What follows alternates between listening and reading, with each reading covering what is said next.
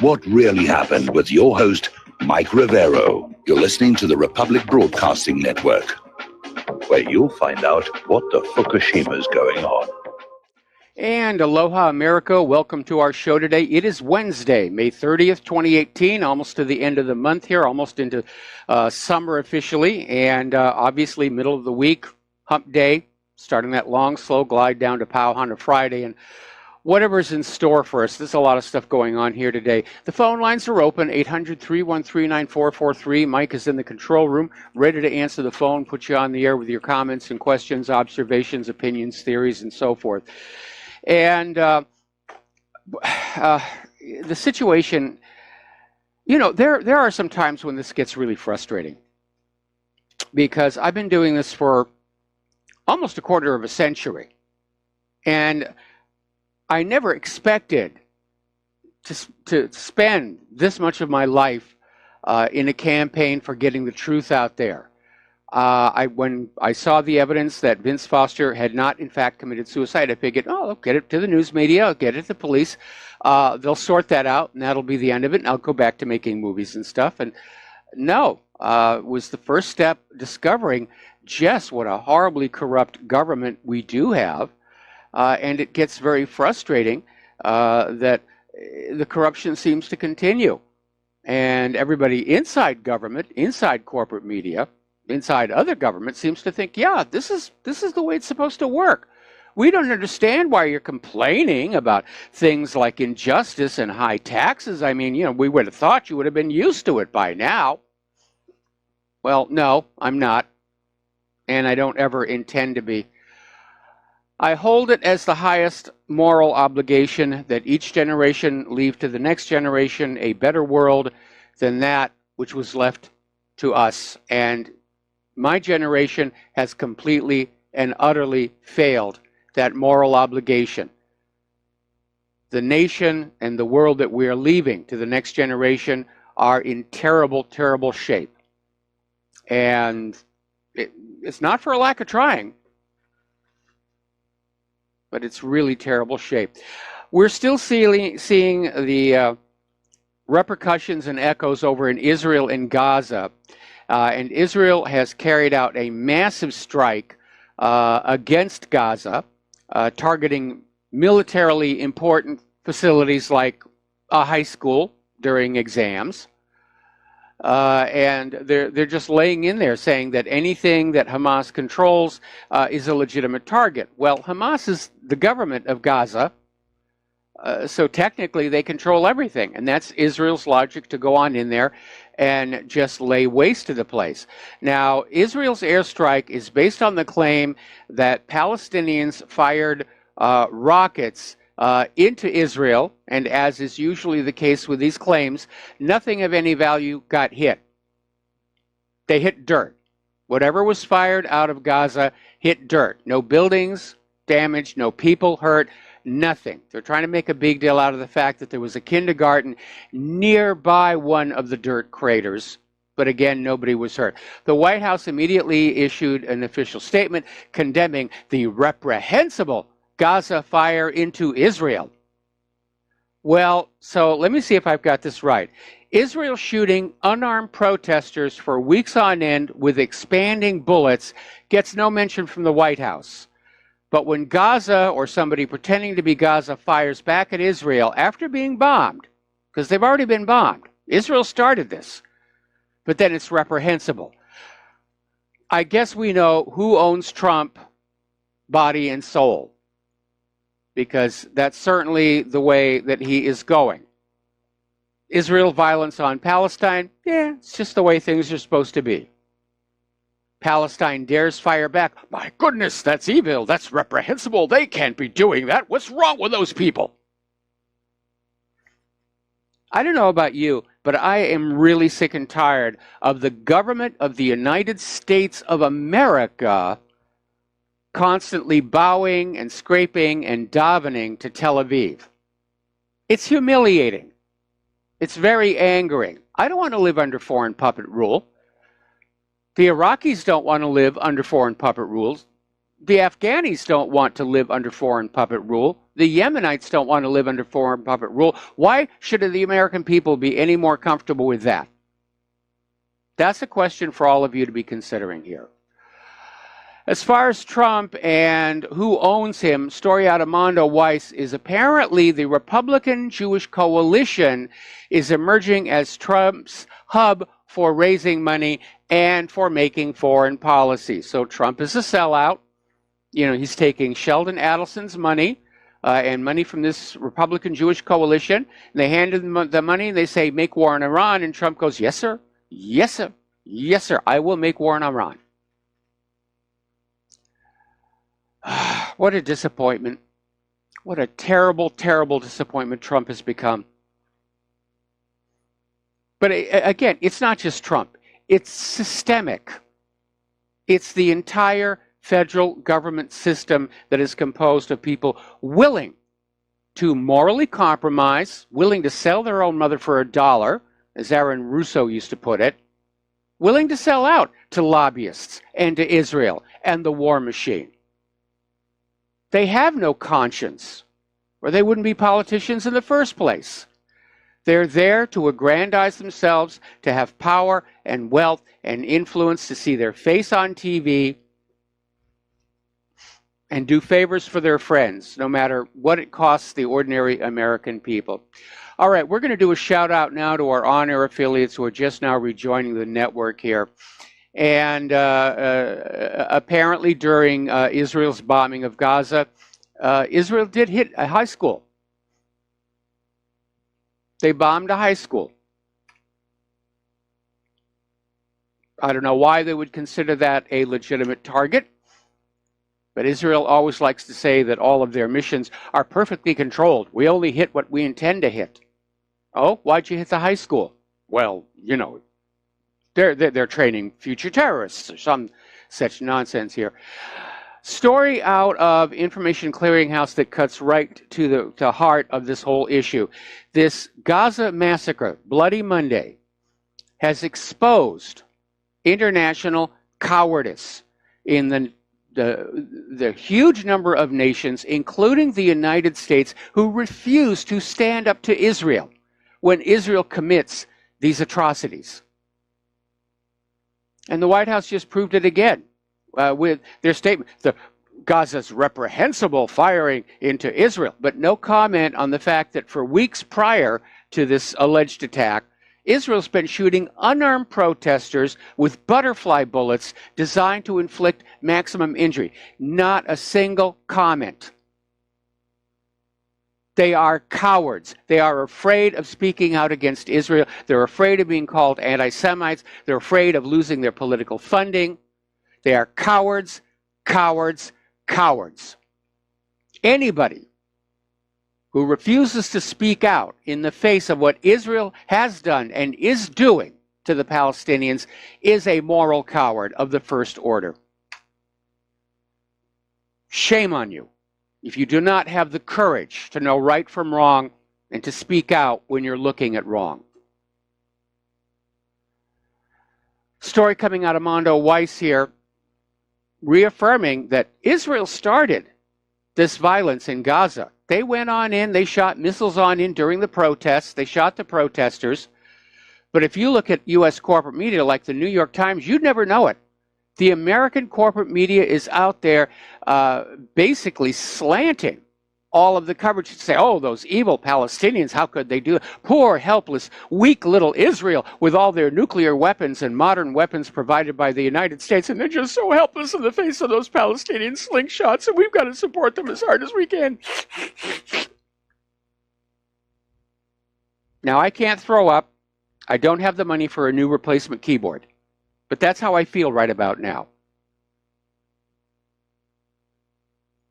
It's just angering.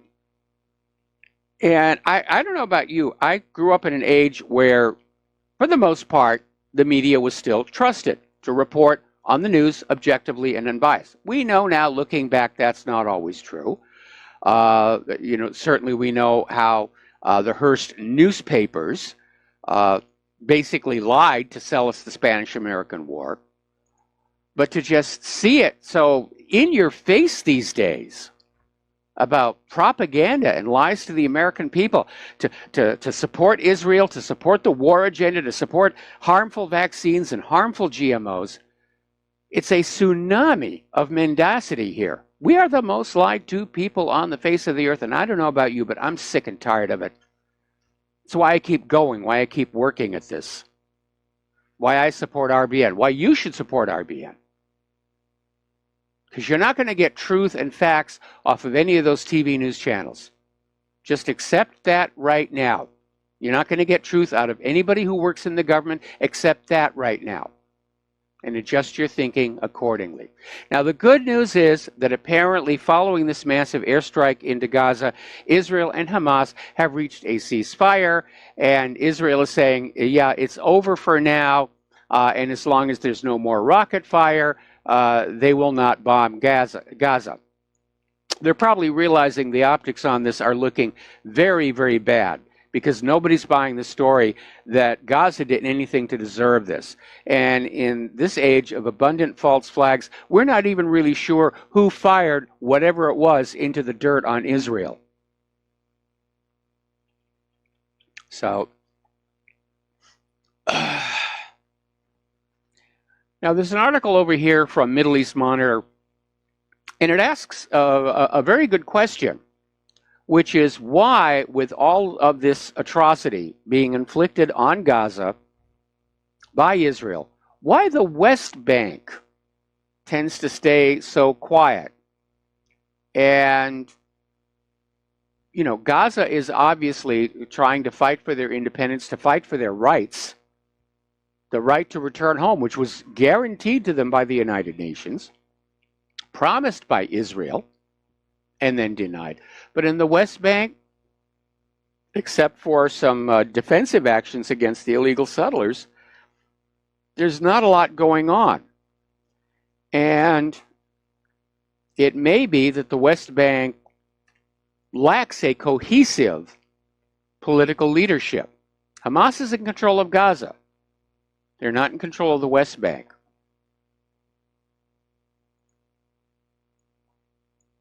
Now, down in Gaza, a bunch of boats took off trying to break the blockade. And the boats were carrying students, medical patients, people who were injured by Israel's firing on the unarmed protesters. And they wanted to break the blockade to get, first of all, to get the patients proper medical care so they don't have to amputate their limbs. And unfortunately, the Israeli Navy did intercept them and send them back to the Gaza port.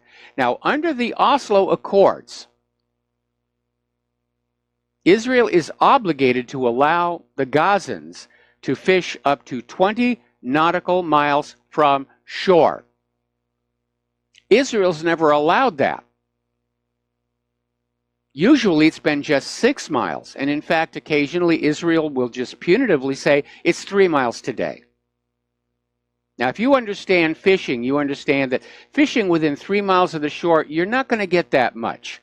You need to get out in the deep water if you're really going to have a decent harvest. It's just another way of Israel inflicting collective starvation on the people of Palestine. And another reminder that when Israel makes a commitment in a treaty like the Oslo Accords, don't take it at face value. Israel will lie, just like the United States fails to keep their treaty obligations. They certainly did not keep their obligations under the Non-Proliferation Treaty with Iran, not to mention just yanking out from the Iran nuclear deal here.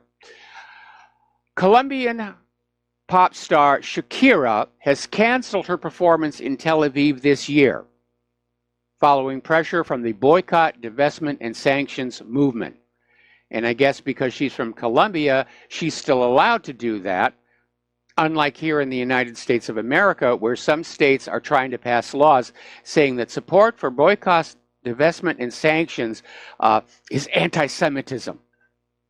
You know, the only reason people criticize Israel is they hate the Jewish people. That's nonsense. We're not criticizing the Jewish people. We're not criticizing their religion or their ethnicity. We're criticizing the behavior of their government. And everybody who's out there saying that criticism of the government of Israel is just anti-Semitism, it's as silly as claiming that the only reason people complain about the Nazis is they hate the German people. It's nonsense. And Israel has gotten away with this for decades with the help of the American corporate media. Tunisia's largest union, the General Labor Union, is going to join BDS. The movement is growing and spreading, and Israel is very much afraid of it, and they're trying to basically politic their way out of it. But again, boycotts are a long recognized form of peaceful, nonviolent protest protected by that First Amendment. And somebody needs to take one of these ridiculous anti-Semitism laws right up to the Supreme Court and say that, no, criticism of Israel's government is not hatred of the Jewish people, and it is protected by that First Amendment. It's ridiculous here. Apparently, Israel has now banned the entry of Indonesian tourists into Israel in retaliation for Jakarta suspending visas for Israelis in the aftermath of the Bloody Monday massacre. And Indonesia strongly condemned Israel's brutal actions against Palestinians, and they should.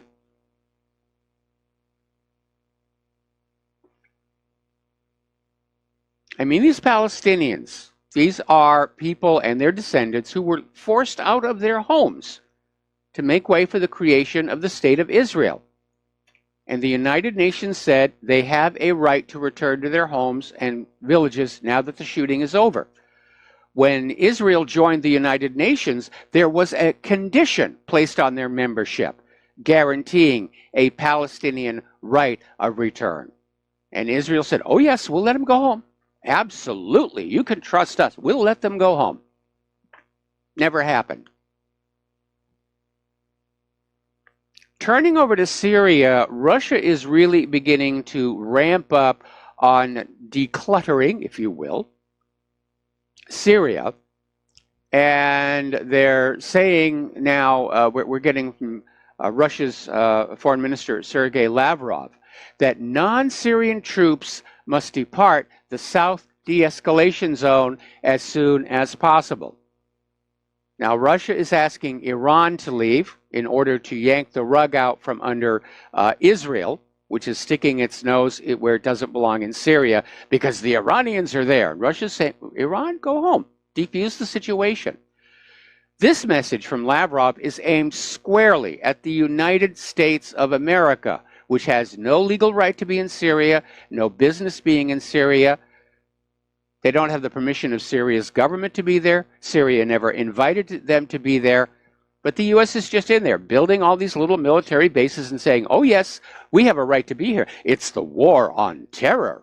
And that gives us the right to go anywhere on planet Earth and stick our nose into other nations' business. Right. Remember, repeat after me, the war on terror, the war on terror, the war on terror. And that makes everything hunky-dory. In a pig's eye here. But Lavrov is definitely sending a message. He's telling the United States it is time for them to get the heck out of Syria. And I would agree with that. Now, the only reason the United States doesn't want to leave Syria is they don't want to be seen as having lost, even though that's exactly what has happened. The real U.S. agenda in Syria was the replacement of Bashar al-Assad with an obedient puppet regime. And after going on 8 years, they've utterly failed to do that. This is going to be the U.S. biggest military setback since the war in Vietnam, and they don't want to have that. They've got a good momentum built up for all these wars that they're working on, all of these countries they've invaded, 7 officially acknowledged wars, and who knows how many covert actions. If they all of a sudden suffer a defeat, everything comes to a crashing halt. That's why they don't want to give up in Syria. Also why they don't want to give up in Afghanistan, even though that is not going well. We're going to take a break for commercials here, and we'll be right back after these few words. And aloha, America. Welcome back to the show here. And yes, Republic Broadcasting needs you. We need your support. The big money that is corrupting our society, they can hire all the corporate media that they want to basically lie to you. Because that's what corporate media does. They'll tell you that GMOs are good for you, vaccines are good for you, wars are necessary. That's what they're paid to do. Basically sell you things. Actually, if you think about it, your minds are the product corporate media sells to the advertisers, to the political campaigns. They put on some entertainments there to lure you on in, and then blast you with commercials. That's what they make their money for. And they listen to those advertisers in terms of the content on the show. We saw that out in California when Monsanto threatened to pull advertising from corporate media that supported the GMO labeling initiative. And the corporate media, in absolute goose step, said, oh, this is bad, this is bad. And the measure was reportedly defeated, although there were reports of election fraud on that issue as well. That's what the corporate media does. If you need to know what is going on in the world today, and you do need to know to make good choices, you have to come to the independent media. And that is right here. But we don't have billionaires supporting us, because the billionaires do not want the truth to get out there about what's going on. They want you corralled up and lulled into a false sense of security and safety so that you can be harvested for money and for offspring for more wars. So if you want Republic Broadcasting to be here tomorrow, if you want whatreallyhappened.com to be here tomorrow, we do need your help. There's no glossing it over. We need to replace equipment. We need to pay hosting bills. We need to pay rent, is the reality. Now, if you can donate, even just a little tiny bit, don't wait until you have a huge amount to donate. Just donate what you've got right now. Spare change out of your pocket. Have one less six-pack over the weekend. That's all we're asking. And the postal address to send a donation to Republic Broadcasting is Republic Broadcasting Network, 2251 Double Creek Road, number 302, Round Rock, Texas, 78664. The phone number to call on in and pledge to be a recurring subscriber is 800-724-2719, extension 1 during business hours, extension 3 outside of business hours. And of course, if you want to donate to whatreallyhappened.com, there's a big beg button right there in the right margin there. All right, so getting on back to the news here. We're talking about the situation in Syria, and apparently Daesh has launched a major new offensive in the direction of Palmyra. And apparently the group is trying to break out of a large pocket in the Badia area, otherwise known as the Syrian Steppe, and it's attacked Syrian army positions east of the T3 pumping station, a major crude oil pumping station located near Palmyra. Now, Daesh militants have reportedly attacked Syrian positions on the Hamama area, formerly Daesh's stronghold on the Syrian steppe. Gee, I wonder where Daesh is getting all these weapons and ammunition to keep mounting all these new offensives. Weird, it's like somebody's just airdropping this stuff out of the sky. Now, I wonder who that could be. Meanwhile, Russia is hinting that ISIS-linked forces are operating in the U.S.-controlled zones in Syria, and apparently there are photos showing U.S. forces protecting the terrorists in Tav. Now, for those of you who've been listening to the show and reading the website for a while, that's not a surprise. We've known all along that ISIS and Al-Qaeda are proxy forces. They're working for the United States. They're working for Israel. When was the last time you saw Al-Qaeda or ISIS, which are supposed to be these Muslim terrorist operations, when was the last time they attacked Israel? They don't. Israel gives them weapons. We're propagandized to think that these are very scary people that we should be afraid of, but they're just used as a stage prop. The U.S. says, oh my goodness, ISIS is over here. We must send in an army. ISIS is over there. We must send in an army. That's how it works. Any nation in the United States wants to take over or regime change, they send in ISIS and Al-Qaeda. Oh, ISIS is in there. War on terror. We've got to send in the military. Say goodbye to your sons and daughters. You may not get them back again.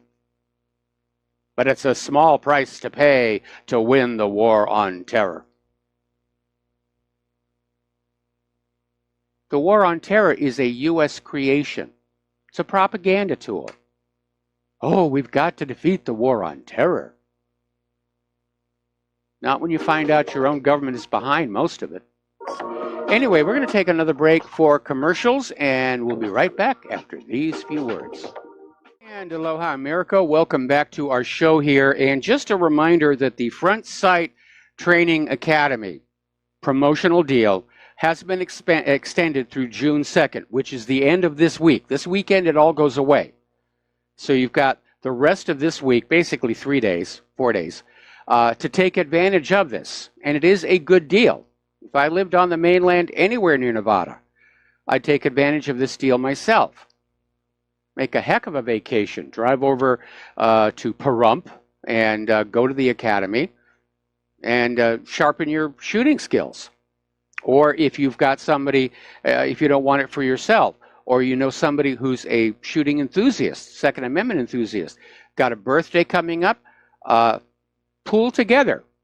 Get 10 of you putting in $50 each, get them the membership. June 2nd is the last day. It will not be extended beyond that. All right, let's take a phone call from Steve in Massachusetts. Aloha, Steve. Welcome to the show. What's on your mind? Hi, Mike. I don't know if you discussed this already, but there was a piece on the news the other day about the human Spider-Man. Oh, yeah. And it showed a man who came to a rescue of a baby in France. Yes. Come on. Did you see that? Did you actually see the video? Yeah, I saw the video. I mean, he just scaled the outside of that building. They showed a man holding a 40-pound kid. The mother's just sitting there. He's holding him with one arm. Why doesn't he just reach over and grab him with both arms and the mother help? Nope, this guy comes out of nowhere. And, he's being filmed. He climbs up the building, and all of a sudden he rescues the baby, and he's a hero, and now he's an immigrant, now no longer an immigrant. Yeah, they gave him a French citizenship. Well, you're right. It could have been staged, by the people who are trying to, sell this open border agenda. And there's been so much negative publicity with all the rapes and everything. You're right. It's not impossible to suggest that this was a staged incident. And if so, you have to look at the people who staged it being willing to risk the safety of that small child. Yeah, I mean, if you think about it, he's holding him with one hand. It wasn't for long. And yeah, there's some risk, but it just seemed too convenient that this guy pops out of nowhere. Within seconds, he scales the building. He seems like a professional scaler. And yeah, and all of a sudden, he looks good in France's eyes, saying in the country of France with their problems with illegal immigrants, and they say, see, illegal immigrants are not bad. They can help people. It's just a publicity stunt, in my opinion. Well, you may very well be right, but it's going to fail, and I'll tell you why. It's going to backflash because it's one guy. And one guy doing something really good is not going to erase the impression made by thousands and thousands of these refugees committing rapes, child sex grooming, other assorted crimes, contagious diseases. In fact, I think most people are going to see this Malian as the exception that proves the rule. If at all, that's true. Like you said, though, there's been more things that's been going wrong with the illegal immigration than has been right. And, to try to change people's opinions, I think they're one step of trying to do so. I think it's failed. I don't think people are going to buy it. Well, it was a positive story, and I covered it yesterday out of a sake of fairness to the issue, but it did occur to me at the time that it might be a setup and staged, and you're calling in with that same concern, I think, is kind of reinforcing that. There's a part of me that wants it to be true. You know, I like it anytime you see heroes who are going to save a kid, but you're right. The timing is almost too cute. And we cannot rule out the possibility that this was staged to support the open borders agenda, because Soros is apparently back in there throwing more money into that grand European Union open border agenda. Yeah, how convenient. Always the bad players always arise from the occasion. All right, Michael, that's all I added to say. I just, wanted to touch base on that, but I don't know. From all the stuff we see on TV now, you can't even decipher what's true and what's not now. It is very tricky. It is an intellectual jungle out there, and but you do raise a valid point. I can't refute your theory. Anyway, Steve, thanks an awful lot for the phone call. We're going to let you go. The phone lines are open. Now, getting on back to the war in Syria. Apparently, the Syrian military has issued what they call the final warning to the militants in southern Syria. They just want to clean out that whole area, get it back under Syrian government control. And the Syrian military has concentrated a force in the province of Daraa to be able to employ a military option should negotiations with local armed groups fail. Reinforcements from the Tiger Forces, the 4th Armored Division, the 5th Armored Division, the National Defense Forces, Liwa al-Quds, and the Syrian Social Nationalist Party have arrived in the area. And according to sources, the Syrian-Russian delegation has sent militants a final warning, providing them with 3 options: to surrender their heavy weaponry and to withdraw to militant-held areas in the provinces of Idlib and Aleppo, to accept a full reconciliation agreement to surrender all weaponry and normalize their legal status, or to face a military operation. So I think this is basically dovetailing with Lavrov's statement that all non-Syrian troops be out of that area. So we'll see what's going to happen over there. Meanwhile, the United States is showing just how childish they can get. And apparently they've announced they will limit their participation in the United Nations Conference on Disarmament because Syria just assumed the presidency over that particular body. And State Department spokesperson Heather Nauert basically said, Syria lacks the credibility to assume the presidency. It will not be business as usual while Syria presides over this body. During the next 4 weeks, we will limit our participation.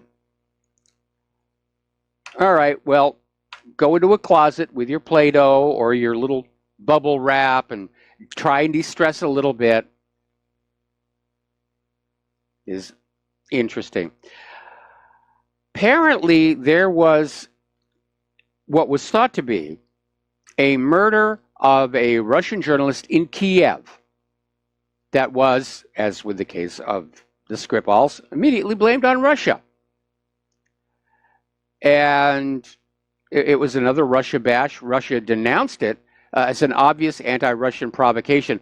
Then it turned out the Russian journalist hadn't died anyway. He showed up alive at a Kiev news conference, and it turned out the whole thing had been staged by Ukraine's National Security Service. And basically, the story from Ukraine is they were trying to entrap somebody who wanted to hit this journalist. But it went all over the TV and all over the media, and oh, it's Russia, it's Russia, it's Russia. Anything bad that happens, Russia's to blame. Got a flat tire? Oh, Russia did that. Too much snow on your roof? Oh, it's Russia's weather weapon. They've got that one. Waxy yellow buildup in the corners of your kitchen floor? That's Vladimir Putin. It really... Yeah, Russia stole our Honda. Vlad, if you're listening to me, you owe me a replacement car. Same thing's going on over with the so-called investigation into Malaysian Airlines Flight 17. And it's a very obvious political hack job. The information provided by Russia has not been used by this so-called International Investigative Committee. The evidence that this committee claims to have has not been shared with Russia, who is being accused of shooting down Flight 17. This investigation does not follow normal investigative procedure or legal process. And it's an inquisition where guilt is simply presumed from the outset, and the prosecution is simply there to bolster out that presumption of guilt. Now, my favorite theory continues to be that Flight 17 was not shot down by a book missile, but was shot down by a Ukrainian warplane, because Vladimir Putin was returning from a 6-day trip to South America. He was flying through the same area over Ukraine, and his presidential aircraft is a converted passenger liner, and the paint scheme is very similar to that of Malaysian Airlines. And we had that one story that came out from an air base in Ukraine of a warplane that departed with missiles on the rails, came back with one missing, and the pilot shaken and saying, "I got the wrong plane, I got the wrong plane." That story came and went, was totally ignored by the corporate media. I think Ukraine wanted to shoot down Vladimir Putin. The pilot hit the wrong aircraft, and everybody just started clamming up. That's my favorite theory about what happened there as well. Okay, so if at first you don't succeed, lie again. Down in Australia, and I have to applaud this movement there. It's a group called the Australian Peacekeepers, and they're having a service and march that will be held on the 2nd of June, which is this coming Saturday. And they have gathered something like 60,000 signatures on a declaration demanding that the Australian government stay out of U.S. wars. They don't want to be any part of it. They don't want to get sucked up in all these wars the United States is starting all over the world, because now that the Middle East is in a total wreck, we see the U.S. starting to push out here in the Pacific, push against North Korea, push against China, push against Russia. Now, as you know, not too long ago, there was this ridiculous lawsuit here in the United States that declared by fiat that Iran was responsible for 9/11, and therefore they had to pay a huge amount of money to the survivors, the families of the victims of the 9/11 attacks. Now, the money is already here in the United States of America. It's part of the Iranian assets that were frozen.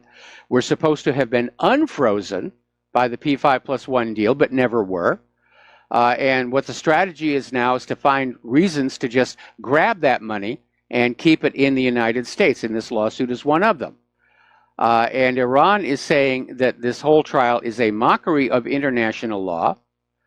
First of all, Iran was not allowed to defend themselves in this trial. It was simply a hearing. The judge said, yeah, I think Iran did it. They have to pay this kind of money. The court had no evidence of Iranian involvement in 9/11. The judge just declared what he called a true finding, which is a judge saying, this is what I believe, and it doesn't require proof. We're just going to go on that. So perhaps in retaliation to that, Iran is now considering a lawsuit against the United States for founding ISIS. And the evidence they're citing, along with all of these declassified State Department documents about Libya and Benghazi, was Donald Trump's statements during the campaign about how the United States created, funded, and trained ISIS, which we know they did. Okay, let's take a phone call. Thomas in Florida. Aloha. Welcome to the show. What's on your mind? Hello. Thank you for having me on. You're welcome. I wanted to kind of give a heads up. I was listening to some other different, alternative news shows, and something came up about this Tommy Robinson, which I thought was interesting. I've been following for a while this lady. Her name is Alison Chabloz, Chabloz. She's like 54 years old, and she's like a Swiss-English citizen. And apparently she writes music, and she makes fun of basically, Zionism. Okay. She's performed her different songs here and there. And what happened was they basically grabbed her, charged her, and put her on trial. Her trial ended on Friday, the 25th, the same day this guy Tommy was arrested. She basically was convicted. Basically, what she does is she says she does traditional Jewish folk music with lyrics like, did the Holocaust ever happen? Was it just a bunch of lies? Things like that. And she does it in kind of a satirical and comical way. Okay. And she got nailed. She got convicted. Her sentencing is sometime in June, I think. Okay. And it's the exact same day that this thing happened with Tommy Robinson. And she is literally going to go to jail because it says here, this verdict sends a strong message that a Britain Holocaust denial and anti-Semitic conspiracy theories will not be tolerated. That was from the judge, I think. So that's so much more at the root of the problem than this guy, Tommy Robinson. And the other interesting thing is, apparently, Alex Jones has made quite a big thing about what happened to this guy Robinson. Yes. And apparently, he's also sent him some fairly serious money, $12,000 or $20,000 to help him out. And I'm thinking, wow, what a smokescreen, because her conviction is far more important, more towards the root of the problem. And I thought, gosh, are these people that clever that they staged two trials on this same day? And she's completely been eclipsed, and nothing else on the news about what she got convicted of. And it sets a precedent. You go to jail for writing songs, comedic songs about Jewish people. Well, kind of interesting. It wouldn't be the first time that court dates have been rigged to provide cover for something. When Manuel Noriega finally got his day in court over there in Florida, and they were holding the trial for, I think, William Kennedy Smith was his name, was the Victoria's Secret defense, and he was accused of rape. And all the reporters were over there covering that. And so nobody was listening to Noriega when he basically blew the whistle on U.S.-sanctioned drug smuggling through Panama. Anyway, listen, Thomas, you raise a very good point about this lady. We have to take a break for commercials, and we'll be right back. And aloha, America. Welcome back to our show here. Now, earlier in the program, we mentioned Vietnam in the context of the U.S. having occasionally suffered military defeats. And it's not like we ever actually won the war in Korea, which actually is our longest running war, because it's officially still on. There's just a ceasefire going on. But it turns out now that the war deaths in Iraq have now exceeded the losses in the Vietnam War. Now, that's being hidden from you with a very subtle change in the rules. The U.S. government has decided that unlike in Vietnam, where all the deaths in the war zone were considered combat deaths, they changed the rules. And the idea is that if you get wounded in battle and you are evacuated, once you're evacuated, you're no longer technically in combat. And if you die then, well, you're put over in another column that nobody talks about. It's like the way they rig the unemployment numbers. But if you evaluate the combat deaths in Iraq under the same rules that applied in Vietnam, then, yeah, we're looking at a lot of people. Story just came into my desk here. This is from politicalvelcraft.org. Apparently, a federal judge has now ruled that a law passed in Kansas designed to punish people who boycott Israel is an unconstitutional denial of free speech. And so the pushback is coming. And that judge may find that he's going to be out of a job real soon because Israel doesn't like it when people support that First Amendment. But apparently we have this victory for free speech rights and the boycott, divestment, and sanctions movement. And somebody may appeal it to the Supreme Court, but I can't imagine the Supreme Court would rule that there is an Israel exception to the First Amendment. That is our most important, most precious right, guaranteed to us by the Bill of Rights. It's not given to us by the government. That's not what the Bill of Rights does. Common Core teaches that the government grants you these rights. That's absolutely not what's going on. The Bill of Rights is the government's acknowledgement of our rights that they may not trespass on. Of course, they've been doing it left and right for decades. Routinely violate the 10th Amendment. They've shredded the 4th and 5th Amendment. Second Amendment's under attack. And now they're trying to carve out an Israel exception for the First Amendment. And if they succeed in doing that, there'll be other exceptions. Can't criticize Israel, can't criticize vaccines, can't question GMOs. You know, when we recognize your right to freedom of speech, we didn't think you were actually going to use it. I mean, come on, people. All right, we're going to take a break here for station identification, and we'll be right back with more news. And aloha, America. Welcome back to our show. Hour number 2. The phone lines are open, 800-313-9443.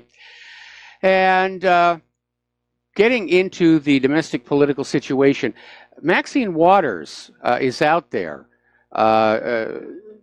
Still just saying some bizarre stuff. Now she's claiming that Trump's use of the term witch hunt to criticize the Mueller witch hunt is a Russian tactic. So in Maxine's mind, the fact that Trump is using that phrase, that's all the proof she needs to prove collusion. Witch hunt is a Russian tactic. No, Maxine, it really isn't. It is amazing some of the stuff that comes out of her mouth there. Anyway, apparently Mueller has announced he is taking a look at Attorney General Jeff Sessions' recusal from the Trump-Russia probe. This is kind of what started this all off when there was questions raised about were the Trump people colluding in some way with Russia.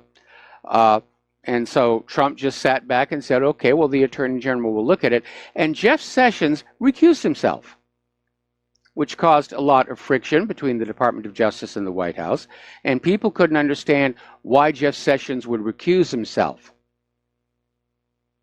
You know, when that's his, and that's when Rosenstein got Mueller to set up this special counsel, which is kind of a slapdash ad hoc situation because it didn't follow the rules in the special counsel statute. There was no pre-existing Department of Justice investigation on which to base the appointment of a special counsel. Now they're trying to backtrack and say, well, Mueller isn't really a special counsel. He's a continuation of a previously existing investigation. So they're going back and forth and back and forth.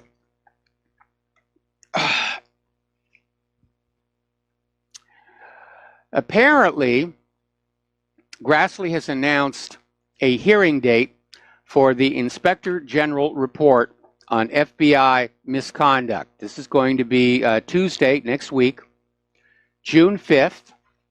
That will be interesting to be tuning into. But according to what's already been leaked out, the Inspector General investigation will hold former FBI Director James Comey and former FBI Deputy Director Andrew McCabe accountable for mishandling a number of elements in the case. And key officials at the center of the findings will be called to testify in front of Grassley's committee with the goal of getting questions about politically motivated bias at the FBI answered in an open forum. In April, the Inspector General released a report exposing McCabe as a serial liar and justified his firing by Attorney General Jeff Sessions. Well, if we know that the investigation into Hillary's email server was mishandled, isn't it time to have a new investigation? I mean, that's what I would be thinking. Wouldn't you think that? We never got a full and proper investigation into that email server. We never got a full and proper investigation into whether there was, in fact, an espionage operation run out of the State Department. I think it's time we got those questions answered. So, story out of Russia today titled Spygate, and it's saying that this whole soap opera of Russiagate is still going on. They're trying to flog this dead horse with absolutely no evidence showing that the Trump campaign colluded with Russia. Meanwhile, we've got all this evidence piling up that the intelligence community, or the deep state, whatever you want to call it, spied on Donald Trump. And they're saying, should there be an investigation into the Department of Justice, the FBI, and the CIA? Are you kidding me? Is that a trick question? Of course there should be. And yes, we know that incumbent presidents will use intelligence agencies to cheat on the elections. Nixon did it. Reagan did it. Or maybe it was Bush that was doing it. Doesn't make it acceptable now. That's not what FBI and CIA are supposed to be doing. They're supposed to be out there getting criminals. So yeah, we need full exposure of all of this stuff. We need a full investigation into the email scandal. We need to find out to what extent Imran Awan and his people were involved in espionage inside the Capitol building. We're already way past Watergate, and we, the American people, need to stand up and say, we deserve the truth. Not just we can handle the truth. We deserve the truth. We demand the truth. We demand an end to the lies. We will have a truthful government, or we'll have no government at all. Because going on with a government that lies to us as a matter of everyday business, that is not acceptable any longer. We're going to do a shout out now to our on-air affiliates who are rejoining our network, and we're going to go back to the phones. Dustin in New Jersey. Aloha, Dustin. Welcome to the show. What's on your mind? No government at all, Mike. That's what it comes down to, because there's no fixing this. There's no repairing this. Whatever we say, whatever we do, they're not listening to us. Look at poor Bernie Sanders. Bernie Sanders didn't even get, because the nomination was rigged for the Democratic Party. And then you have Nancy Pelosi coming on out and saying that she sees absolutely nothing wrong with the Democratic National Committee rigging the primaries. She's perfectly okay with that. That's because she's garbage, Mike. No, it's because she thinks Democratic voters are idiots. And that she knows better what's best for the party than the Democratic voters. Basically, she was a sellout to Hillary Clinton is what was going on. Yeah, Mike, you look at this and you're just like, there's nothing like that's going to fix this at this point. Like, I mean, we keep saying we're going to, Trump's going to fix. Trump's not going to fix crap. He's part of his own oligarchy fighting another oligarchy. That's what it comes down. The wall's never going to be built, Mike. We know that now. The wall's never going to be built. The wars are not going to be stopped until they're stopped by somebody else, if you know what I mean. I mean, there's no stopping this what's going on in Washington now, because there's a battle. There's two battles going on, and I don't know what else to say. I mean, this is crazy. You still got Brennan. Who was the NSA director? Trapper? Yes, I think. I mean, these people they've been in there for a while. You know, people don't realize these people have been in there for a long, they're the deep state. That's the deep state is the long-term people. You know, like there's no getting rid of these people or their ideology at this point, you know. And then you flip to Europe, it's the same ideology. I mean, poor Tony Robinson, you know, people might not like him, but what they're doing to him is the deep state in Britain. Yes. You know, I mean, that's it. You know, like, you might not like him or what he agrees with, you know, like Michael Savage over here 99% of the time. I mean, I don't agree with him 100%.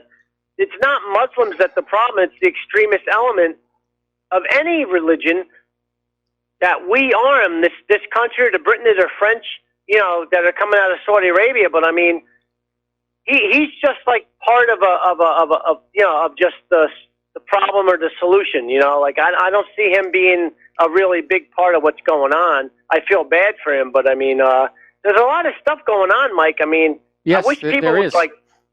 You know, there is, and Tommy Robinson, you know, he's not necessarily a good guy, you know, but he's definitely anti-immigrant, and I think that's why he was targeted, because he was live streaming in front of this courthouse where I think these Pakistanis were being tried for running a child grooming ring, which seems to be a big problem right now, and that got the open borders people upset, and they basically shut him down.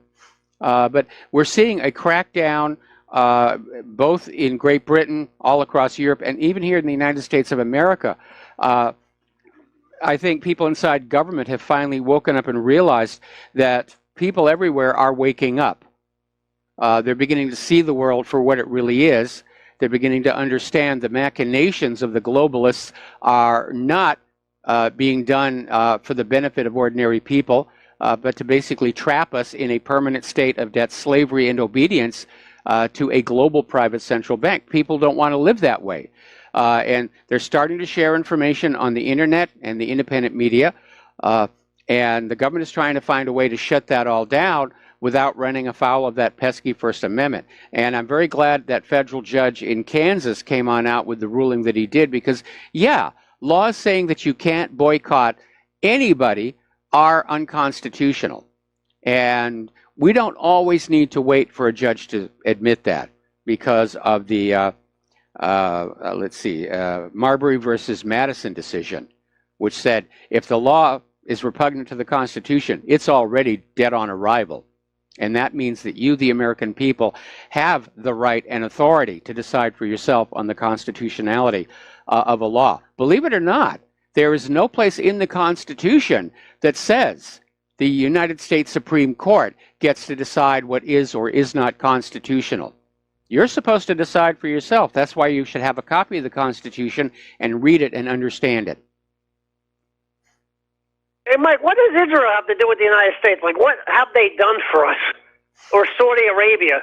Or any of these countries? You know what I mean? Like, as an individual, you know, as me or you, individual, what have they done to make our lives better? Nothing. No, right? Absolutely Nothing. not. Well, let's separate Israel and Saudi Arabia, because Saudi Arabia, there has been a great deal of trade, and Saudi Arabia has invested a huge amount of money in the United States in accord with the petrodollar deal. And that's always been a big problem for Israel, because all Israel does is suck money out of the United States. And they're trying to maintain political influence against Saudi Arabia, which has been pouring money into the United States of America. And of course, along with that money comes a certain degree of political clout. And that's one of the reasons why Israel is always trying to sabotage relations between the United States and Saudi Arabia. But as far as Israel is concerned, yes, it's just one constant money suck. And it has been for, you know, Israel's entire history. The American taxpayer has been forced to give Israel something like 10 times the entire cost of the Apollo moon program, and we haven't had an updated version of Velcro to show for all that money.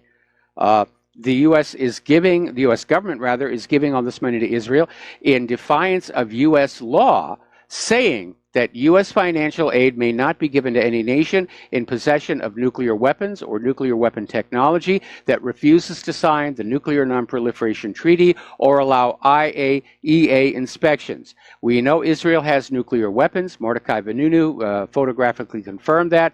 We know Israel tried to sell a nuclear weapon to the former government of South Africa, and yet the U.S. government, ever obedient to Tel Aviv, just shovels your money at Israel as hard as they can, even though it is illegal under United States law. And I think the American people are really getting pissed off seeing the U.S. government, obviously a puppet to a foreign ruler. Mike, the only country that's breaking free of Britain and is Iran. Saudi Arabia and Israel, they seem like they're linked to the hip. With either the petrodollar, they're both welfare states, right? Well, up until that misguided oil price war against Russia, the standard of living in Saudi Arabia was actually pretty good. And despite all of the money being poured all over Israel, the vast majority of the people in Israel, and I'm not talking the Palestinians, I'm talking about the Jewish people, they don't really have a good quality of life because Israel, like the United States, has a major problem with wealth inequality. The people at the very top, they're living just great. The people at the bottom, they're not doing well at all. And the real shame are the people who claim to be survivors of the Nazi slave labor camps from World War II, because Israel runs all these charitable fundraising. We've got to take care of the last survivors of the Holocaust. But time and again, that money never actually reaches those people. And you'll see this or that fundraiser for these Holocaust groups getting carted off to jail. So I think Saudi Arabia takes better care of their people than Israel does. As long as you can find the king of Saudi Arabia at this point. Yeah, that is still a question. I know that Riyadh issued a statement in Mohammed bin Salman's name the other day, but he hasn't been seen since that palace coup d'etat. And now you've got other segments of the family talking about staging a coup and changing the throne. And if Crown Prince bin Salman actually is dead, then there is a power vacuum there, because the current King bin Salman, he's not all there. He's got issues, and we may see a major seismic shift to the government of Saudi Arabia in the very, very near future. And that's pretty scary, Mike, because, the petrodollar, if he's missing or gone underground, petrodollar means everything to this country, right, in terms of, standard of life, right, as we know it.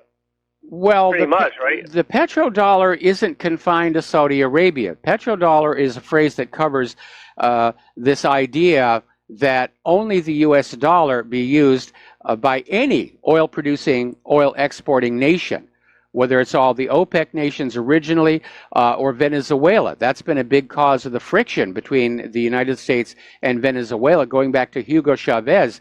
Hugo Chavez wanted to sell Venezuela's oil to China for the yuan. He didn't see a reason to go through the U.S. dollar and pay that vigorish, as it were. Now, of course, Venezuela is pushing their cryptocurrency, the petro, that's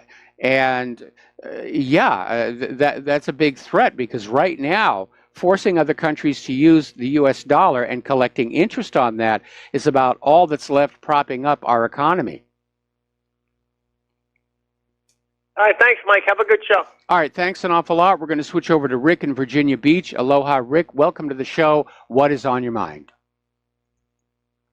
Yes, hello, Mike. Thanks a lot for taking my call. I did have a question. I understand that, Putin, being the statesman that he is, and some of the good things he's doing over in Syria and help repelling some of the bad forces that are trying to overthrow the government there. And I was real curious on, I wanted your opinion on this basically, do you think that Putin is actually somehow avoiding this New World Order takeover that seems to be happening globally with the European Union and what's been happening here between us and Israel and all of this?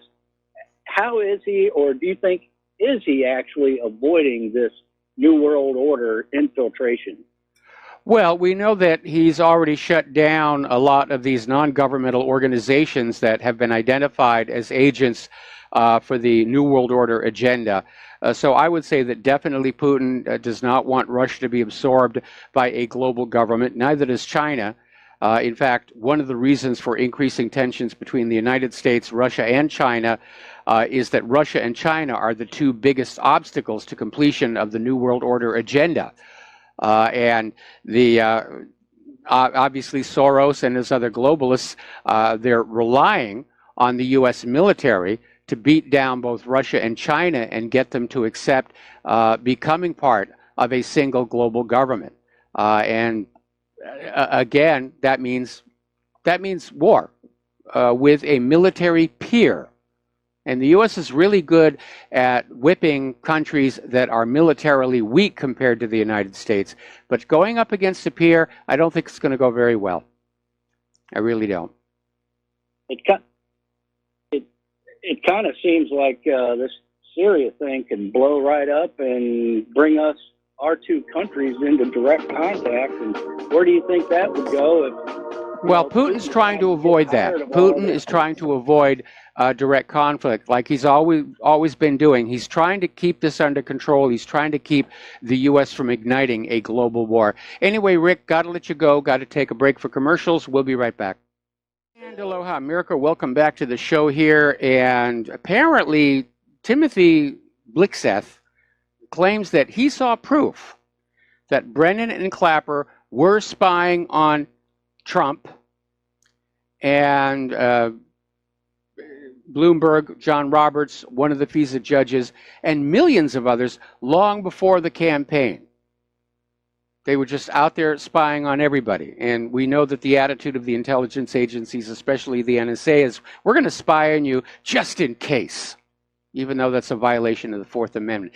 Clapper, interestingly enough, is out there saying that he doesn't really like the word spy. It's got such a negative connotation. He prefers human intelligence asset. That sort of has a warm and fuzzy, more acceptable feeling. No, Clapper, you were spying on people that you didn't really have a legal reason to spy on. Apparently, an ex-Secret Service agent named Bongino is out there basically saying that, yes, this goes all the way up to Obama himself. And the fact that media outlets are using this Orwellian language like confidential human informant instead of spy doesn't distract from the fact that, yes, Obama knew about these spies and he ordered the covert operations taken against the Trump campaign. So we're into Watergate territory here right now. Over in Arizona, interesting little report here. This is coming from Breitbart. As you know, John McCain is not doing well and is not expected to survive much longer. He's already been forced to step down from his duties in the Congress. And now we're getting this report that his wife, Cindy McCain, will succeed her husband in the Senate. Now, I don't know much about Cindy McCain or what her background is, but I don't think our elected offices should be considered inheritable. And I know a lot of people were joking about George Bush Sr. and George Bush Jr. Being a dynasty. But I don't think wives, whether it's Cindy McCain or Michelle Obama, should be having any pretensions of taking over their husband's job at some point. I think it's a bad trend. I think it illustrates that the people who are in those seats really aren't the power in this country any longer. That it is the intelligence agencies, the deep state. They just want to win elections so that they can get their share of the graft and the corruption, their turn at the trough, as it were. Earlier in the week, we reported on this story about how the police accidentally turned over evidence to Imran Awan's defense lawyers rather than the prosecution. And at the time I said, this just doesn't pass the smell test. And now, according to 12160 and quoting Judicial Watch, yeah, evidence has surfaced. This was deliberate. They're protecting Imran Awan. He's accused of basically spying on members of Congress. Now, the question is, was he running a separate operation from Hillary Clinton, or was it all part of one giant operation? And if the prosecutors and the police are protecting Imran Awan, that would suggest the latter. Because everybody's protecting Hillary Clinton, because when Hillary Clinton goes, she'll take everybody else down with her. Okay, so let's take a look at the economic news here. Mortgage rates are rising. They're rising very rapidly. They're rising at a pace not seen in almost a half a century. And looks like they had a good day on the stock market. They recovered their losses from yesterday.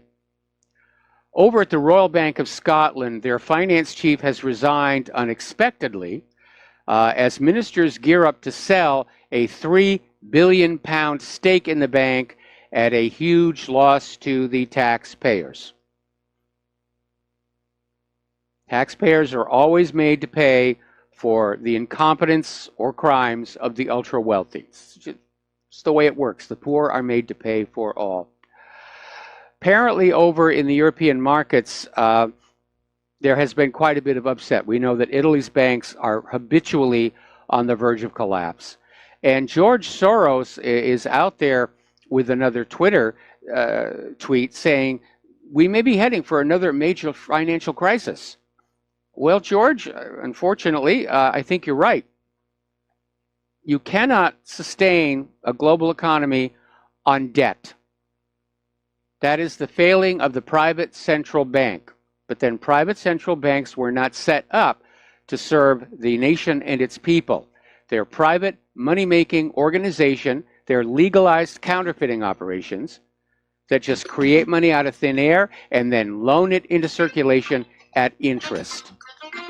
And that's why we have to get rid of those. Go back to honest banking. We'll be back after these few words from our sponsor.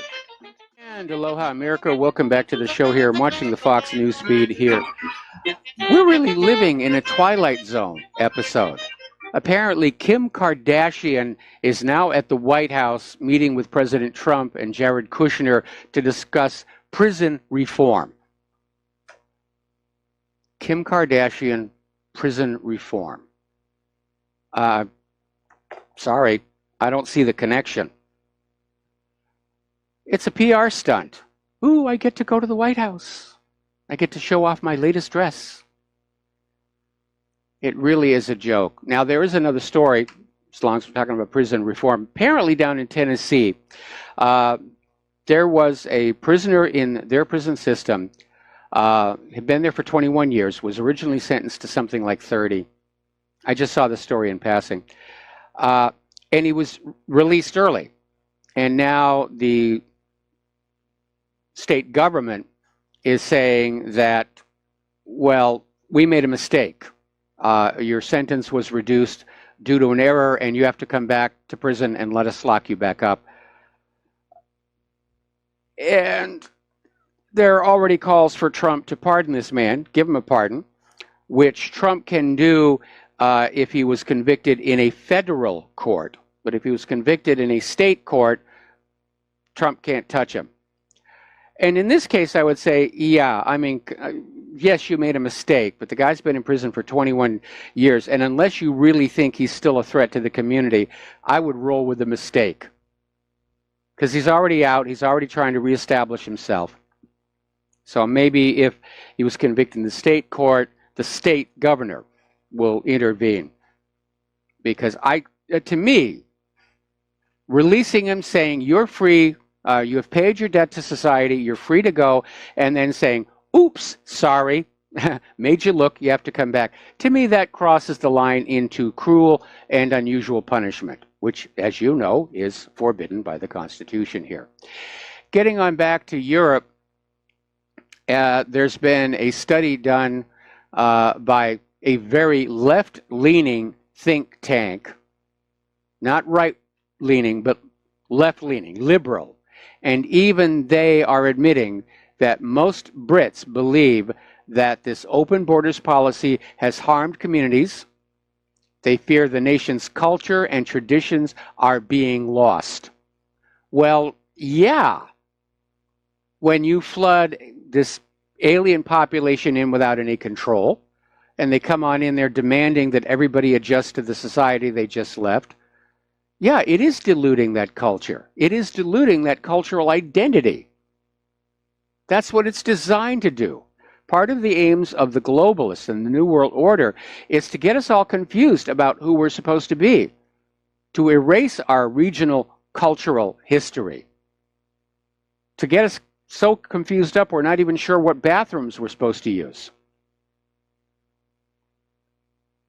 And the British people are fighting back, and that may be the reason why Tommy Robinson was treated so badly, because he was out there live streaming this case where these Pakistani child grooming gangs were being tried at the court. And Tommy is anti-immigration, but that's not a crime. Now, Soros has announced he's going to fund a new Brexit referendum campaign. This appears to be the new model for democracy around the world. We're going to keep having elections until I get the result that I want. And this basically amounts to America meddling in British democracy. Because Soros, although Hungarian by birth and an admitted Nazi collaborator, he's now a U.S. citizen. He lives in the United States and just runs around the world making trouble for everybody here.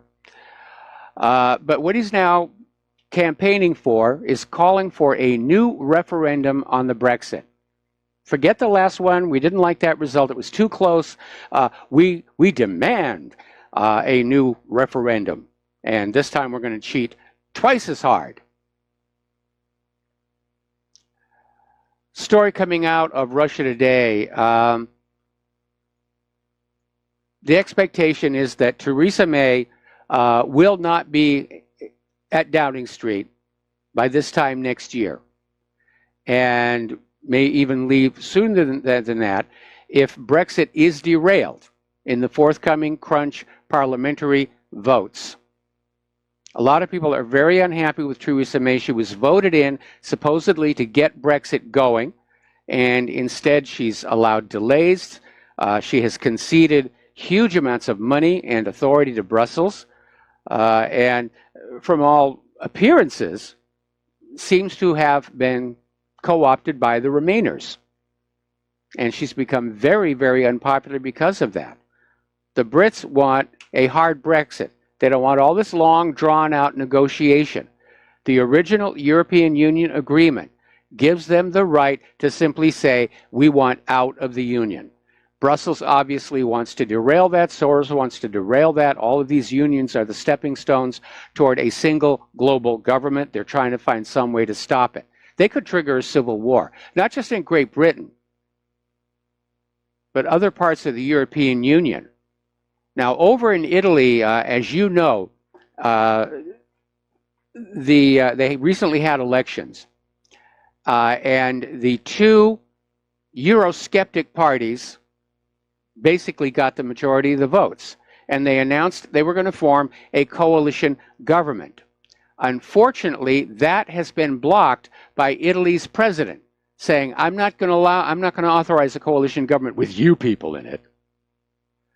And so now you have Washington, D.C., and NATO and Brussels all coming into Italy saying, well, maybe you should have some new elections. Or maybe you should declare these two Eurosceptic parties illegal.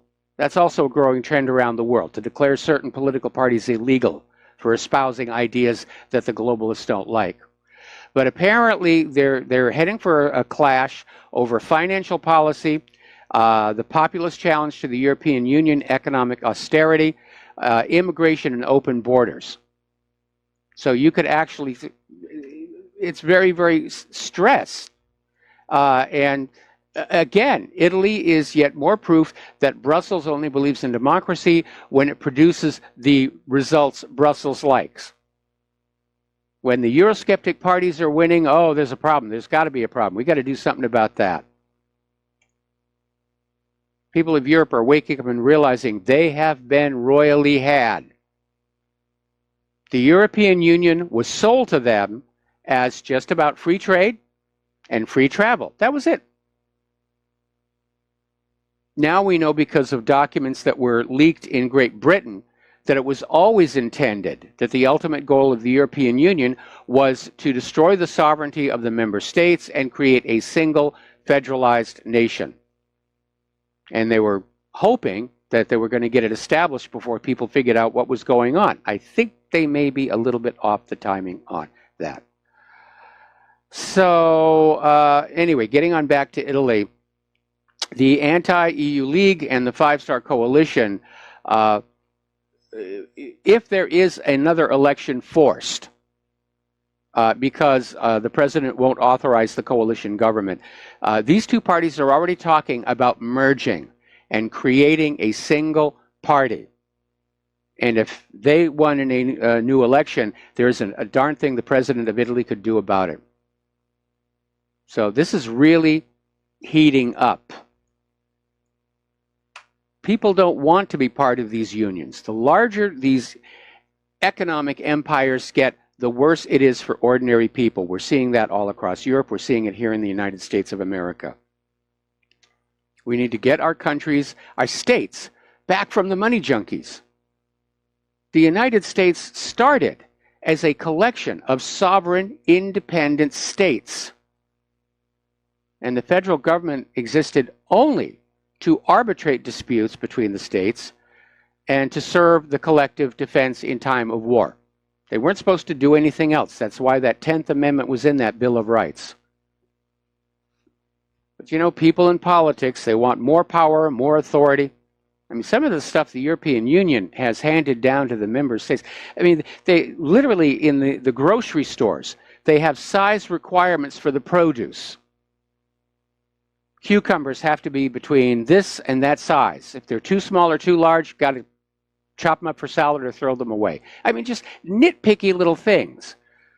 But when you have power-mad people in government, that's what they do. They just look for more and more things that they can exert authority over. How big the produce is in the supermarket. How much shag on your carpet. And bit by bit, it becomes more oppressive. More 1984.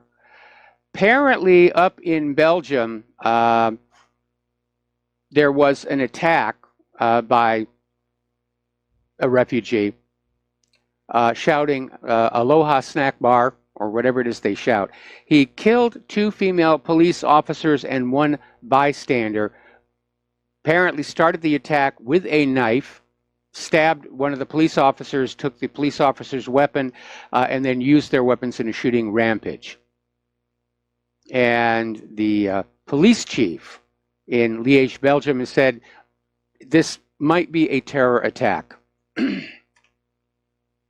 Yeah. Good suspicion, I think, there. Okay. Over in France, they have a prison, Fleury-Mérogis, which holds 20 female jihadi inmates and is notorious for Islamic radicalization.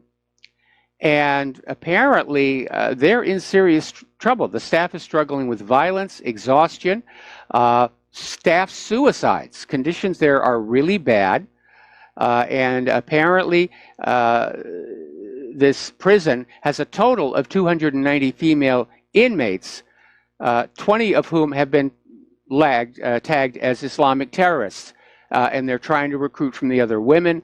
There's a lot of violence. These 20 women are always supposed to be accompanied by guards wherever they go. They don't have enough guards to do that. So tell us again about how this open borders thing is really making Europe a better place to live. Now, I remember Europe. Back in the 80s, I got to travel and work in Europe, in the Lombard region of Italy, in Rome. Munich, and London. And I have very fond memories and a lot of pictures of that time. But I'm looking at photos of Europe today. And that Europe that I experienced, it's already going away because of all the damage caused by the open border situation. The crime, the vandalism, it's a huge vandalism problem. Churches are being vandalized. Nobody's reporting on it, but it's happening. Okay, now as you know, over in Hungary, Viktor Orban is trying to basically say, Hungary will decide for itself who comes over our borders. And needless to say, he's being attacked constantly by the globalists. And interestingly enough, Manfred Weber, who's the leader of the largest political group in the EU Parliament and an ally of Angela Merkel, is saying Viktor Orban isn't a bad European. He's trying to fight illegal immigration. So even the political governing body of the European Union is starting to pull back from this open borders issue. They are realizing it is not popular with the people. They're seeing what it's doing to Europe. And the big problem is going to be how to get these refugees back to where they came from. Well, step one is end all these wars. Step two is shut down all these NGOs promising them incentives to relocate. And step three, somebody's going to have to pay for these people to make the trip back home again. Story out of Sputnik News talking about the growing Eurosceptics pressure. And it's saying it's actually starting to erode Brussels' subservience to the United States. And the article says Washington is ready to solve its economic dilemmas at the expense of others, even if they are long-standing U.S. loyal allies. Yes, we've been seeing that with all these sanctions and tariffs that are actually harming our European allies. So you're starting to see Europe strain at that leash, both on the economic and the immigration issues. The United States really is a failing power at this point. They're losing influence. And I think that's why they're out there thumping on their chest and just trying to bully everybody into doing what the U.S. government wants. Now, as I mentioned before, George Soros, during World War II, collaborated with the Nazis. He helped them track down other Jews, for which Soros was richly rewarded. And that was the very beginning of his fortune, before the days when he broke the Bank of England. And now, of course, Soros is trying to say, no, it never happened. But he did admit it in a TV interview. And we have that video clip on the front of whatreallyhappened.com. So this is not a nice man.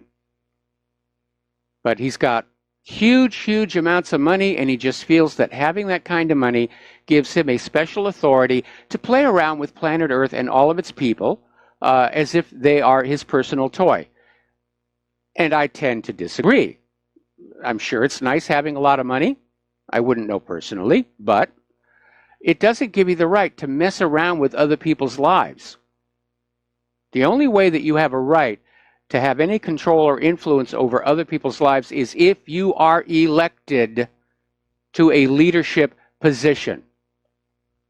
And one of the big problems that has gone wrong with this country, especially since limits on campaign contributions were removed, is you have ultra-rich people like George Soros or Sheldon Adelson who are simply buying the power structure to serve their own agendas. And that's not what the United States is supposed to be like. We're supposed to be a republic with a democratically elected government serving the will of the American people. And we've gone a long way from that. We'll be right back after these few words. And aloha, America. Welcome back to our show here.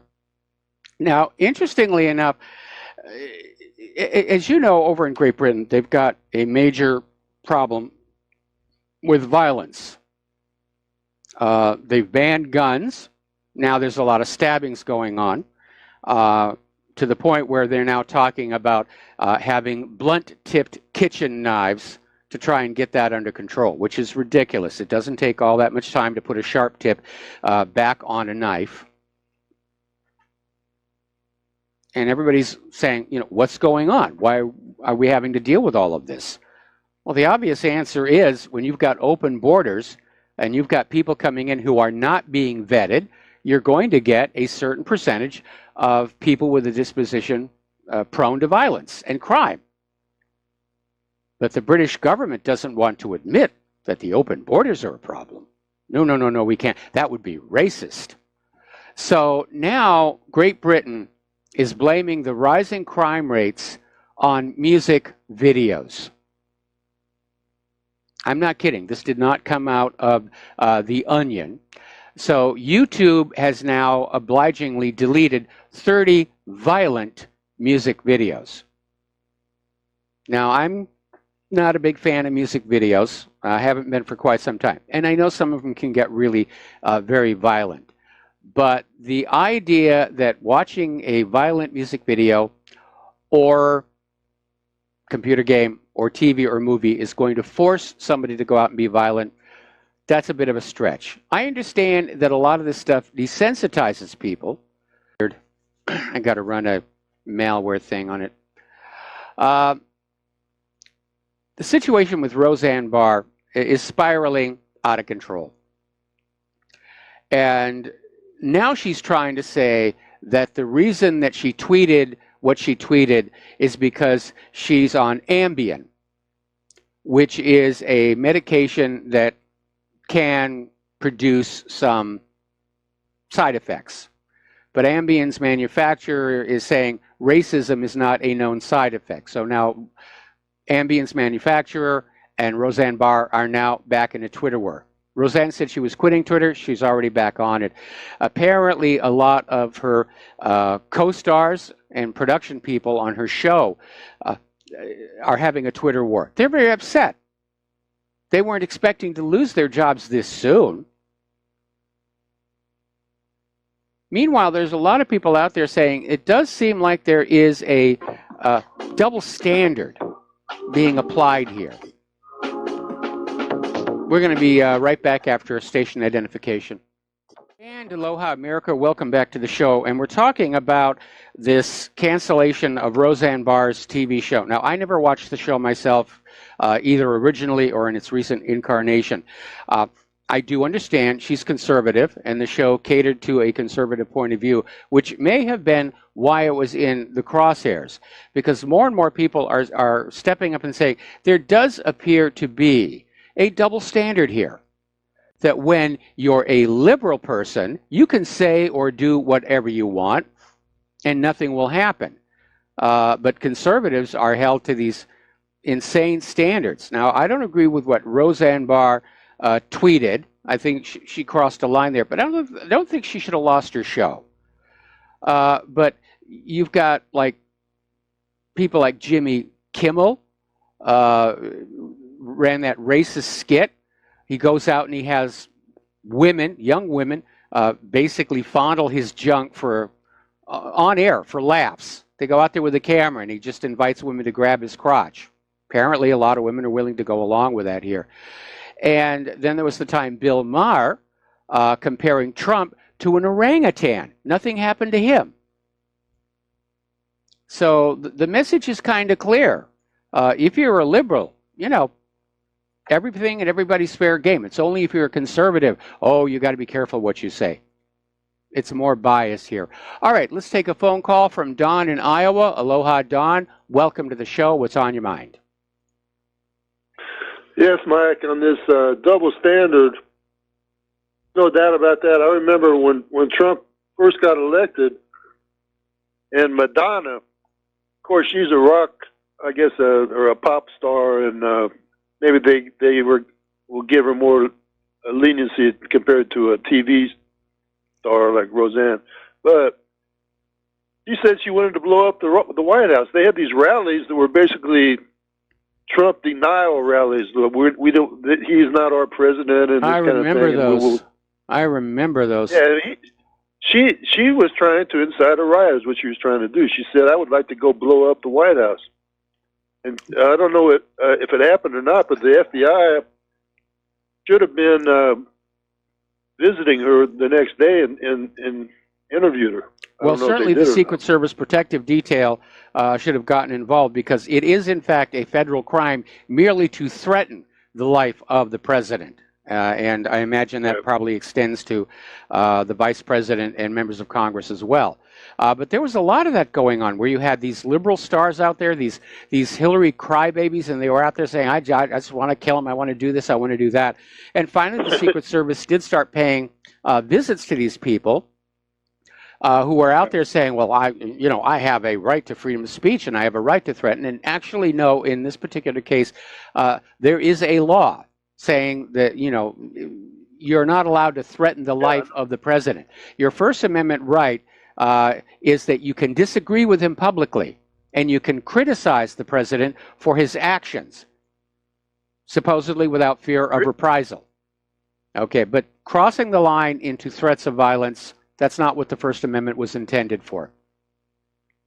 Really, you're not. I think it's against law to threaten the life of anybody, to plan a murder or to incite a riot, but especially the President of the United States. I mean, well, I know there is a law specific to the President of the United States.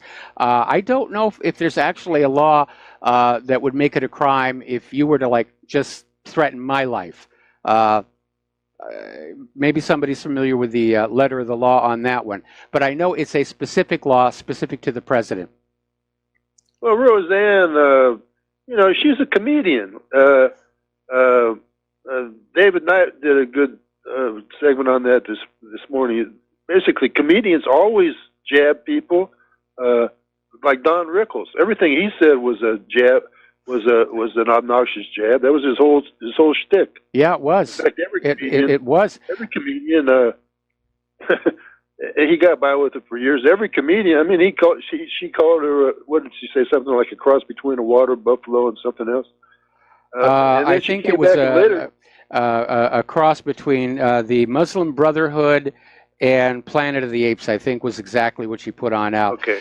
But it is rather interesting. It's funny.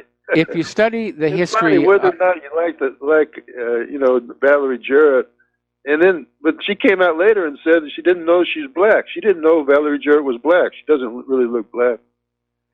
But as I was about to say, if you study the history of comedy, and you go back and you look at the major comedians of the 50s and 60s, and even into the start of the 70s, they were saying things that they would be absolutely crucified for today. That's what political correctness has done. And as a result, shows that used to be genuinely funny, like Saturday Night Live, these days they're nothing but liberal scream fests, and that's all they are. And they're really not funny. They're not creative anymore because of political correctness. Political correctness is horrible. And one thing that Trump said when he was campaigning, he says, he actually made a short statement, about 5 words. He said, "I am not politically correct," and he got that on the and that alone is enough to vote for him. Even though he's been a disappointment and he kowtows to Israel and all that. Yeah. There's no question. I mean, he said all the right things during the campaign. And again, I've made it very clear, my support for Trump was primarily about keeping Hillary out of that Oval Office. And if Bernie Sanders had won that primary, I probably would have supported him.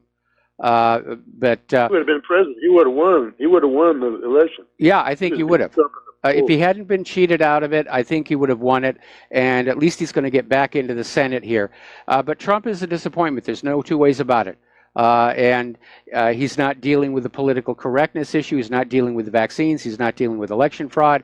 I agree with Dustin in New Jersey. That wall isn't really being built. Not that we ever really needed one. We just have to enforce the Title VIII laws that we have. Eisenhower shut down the illegal immigrant problem with only 10% of the resources that Trump has. If Eisenhower could do it, Trump can do it. But what Trump has to do is keep his most important promise to we the American people. He's got to start draining that swamp, not open the door and hire in the alligators and the water moccasins to key staff positions. I think he's trying to get Jeff Sessions he's trying to invite him to turn in his resignation. It seems like he keeps saying stuff. He won't fire him, but he keeps saying stuff about how Sessions which is obvious. I mean, Sessions sucks, and he should be gone. And then if they had a better attorney general, maybe some of this stuff would happen. Okay, I'll let you go, Mike. Thank you very much. All right, thanks an awful lot. We're going to do a shout out to our on-air affiliates rejoining our network. And I hate to belabor the obvious, but Donald Trump does have the authority to fire Jeff Sessions at any time. All of these top government officials understand they serve at the pleasure of the President of the United States of America. And Trump is showing himself to be very weak, too susceptible to flattery. He needs to toughen up. He needs to get out those presidential brass knuckles. And he needs to go on out there, and anybody who's not doing the job they're supposed to be needs to be gone. So let's get Larry Klayman in there as Attorney General or as a special prosecutor. Trump seems to be living under this illusion that the only people qualified to work for the government are inside that beltway in Washington, D.C. And that's absolutely not true. There are talented, educated, knowledgeable, skilled people throughout this entire country from sea to shining sea. And it would be better to replace the people inside the beltway with people from outside the beltway, because the people outside the beltway do not have those compromising connections. All right, let's take another phone call. Al in Canada, aloha. Welcome to the show. What's on your mind? Al, are you there? Yes, I'm here. Are you there, Mike? Yes, you're on the air. What's on your mind today? Oh, okay, great. Yeah, I didn't really want to talk about Trump, but you were talking a little bit about political correctness earlier. Yes. I don't know what happened, but the video froze, so I had to refresh, and then all of a sudden, like I was just before when Dustin came on, so I kind of missed what was going on. But I was wondering, did you mention anything about what happened with Roseanne Barr and her silly comments on Twitter and all that jazz? Yeah, we did about 8 minutes on it, I think. Oh, okay, because oh my goodness, how could she do such a silly thing, Mike? And once again, she's blaming. The blame is going to be put on drugs, which I can believe that. But right away, the manufacturer of that drug is coming back and saying there's no way. So basically, she's being smeared. Over this political correctness over something that like back in the Archie Bunker days. I mean, I think her show was targeted. They would nail that guy it had very good ratings. It had just had the relaunch. It was getting very good ratings. People were tuning on into it. And I think the liberal establishment in Hollywood just said, this has got to go. We can't have this here. People are actually watching a show that basically appeals to the Trump audience. And I think they were just looking for an excuse, and Roseanne gave it to them.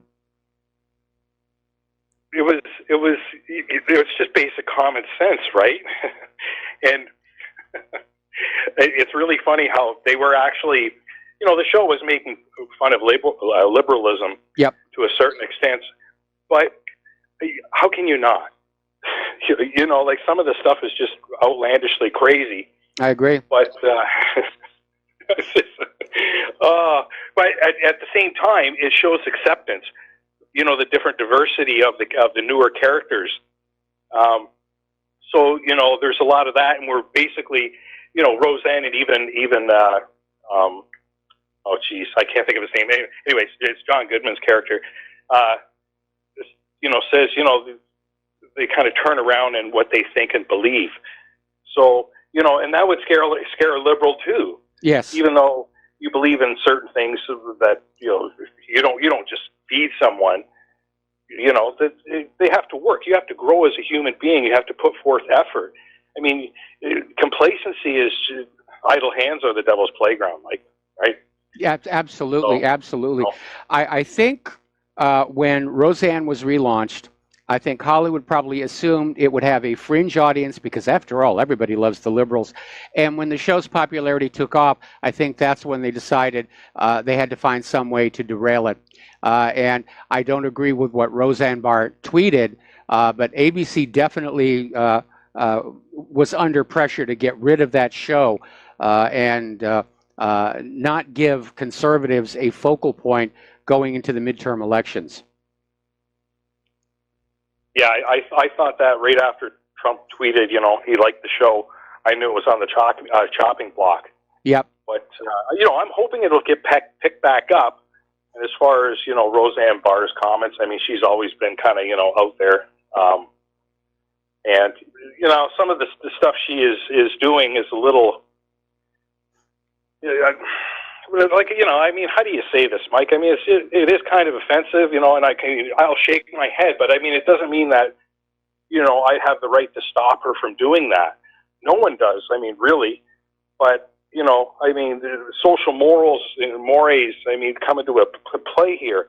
So it isn't so much a left-right thing. It's just, you know, that's well, kind of you know, let's get down to the basics here. Because of that First Amendment, Roseanne has a right to say what she said.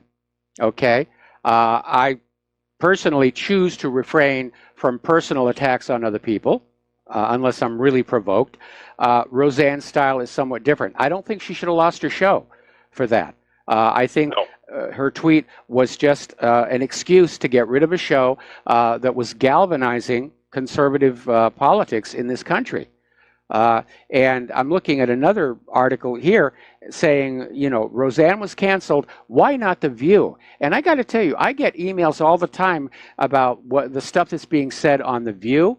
Apparently, Joy Behar has been mocking Mike Pence for talking with Jesus, saying that's called mental illness. And apparently, just going on with all kinds of stuff. So a lot of people are out there saying the Roseanne story has illustrated that there is a double standard, that liberals are allowed to just say whatever they want, no matter how offensive and shocking, and conservatives are still being targeted inside the media, and that is definitely real. I remember how fast my career evaporated back in the days of Vince Foster. Anyway, we're going to let you go here, and we've got a bunch of callers now, Mike. And we're going to switch over to Mateus in Canada. Aloha, Mateus. Welcome to the show. What's on your mind? Yeah, there's a lot of Trump supporter money out there. What a good business investment it would be to fund the production of Roseanne by a bunch of Trump supporters, just purely for a for-profit business venture. Nobody likes censorship, so all the Trump supporters don't like censorship. Even I would watch the show, even I had no interest in it before, because it's interesting that it was censored and then brought back to life by the same group that was being censored.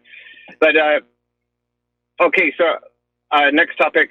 Well, before you go on to the next topic, there's more to the process of getting a TV show out there than funding its production, because you have to have distribution.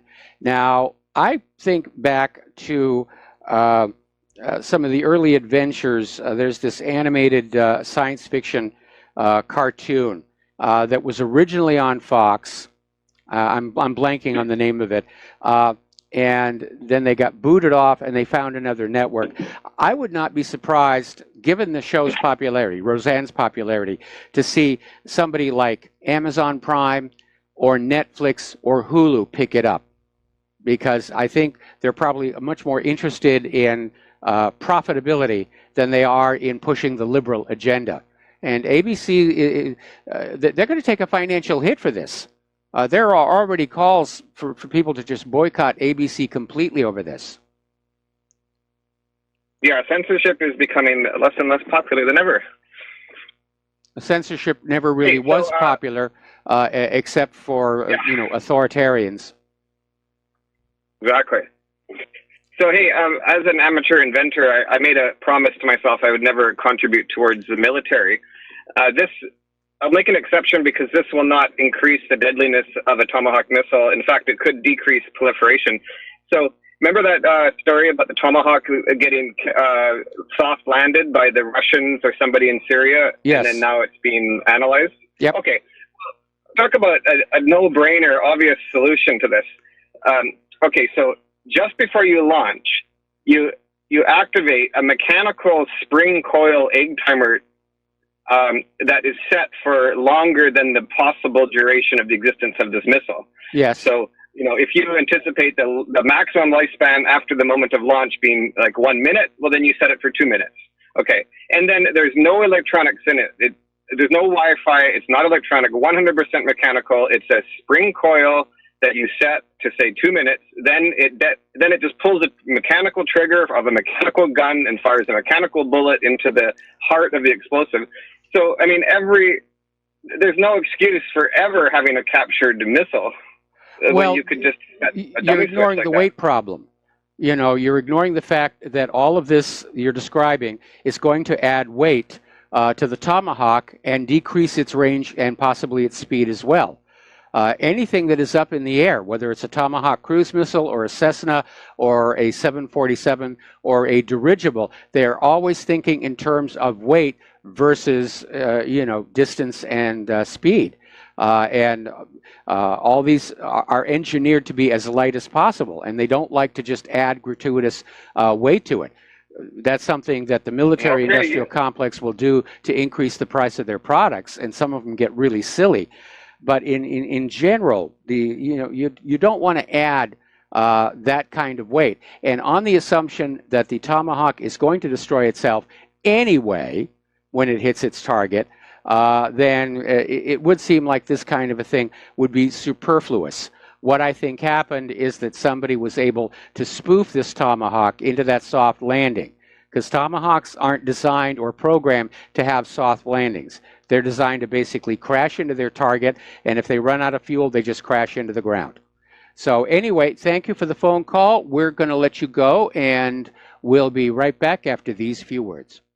Aloha, America. Welcome back to our show. And before we get back to the phones here, apparently Senator Feinstein, trying to get ahead of the impending release of the Inspector General's report and testimony before Congress, is now out there saying that she is releasing a report of her preliminary findings, proving that, yes, indeed, the Trump campaign and Russia colluded to try and find dirt on Hillary Clinton. Now, technically, that's not illegal. There actually is no such thing as a crime of collusion under U.S. law. And everybody was trying to find dirt on everybody. But Feinstein is still out there trying to shift the dialogue back onto Donald Trump. It's amazing how shameless these people are. All right, back to the phone lines now. Mark in Florida. Aloha, Mark. Welcome to the show. What's on your mind? Hey, thanks for letting me in, Mike. Okay, what's on your mind today? You got me? Yeah, I got you. You're on the air. He was mentioning that Trump should bring in people outside the Beltway. Yes. I would nominate a gentleman named Rodney Dale Class. He's been a guest on John's show. Okay. Rodney Dale Class went to D.C. to have his congressman sign some paperwork for him, and he had his guns in his truck, and he was arrested. And he fought them in court. And what the federal courts did to him was put an ankle bracelet on him and told him he's not allowed inside Washington, D.C. without a federal marshal escort when they summons him to appear in Washington, D.C. So he was barred from entering Washington, D.C.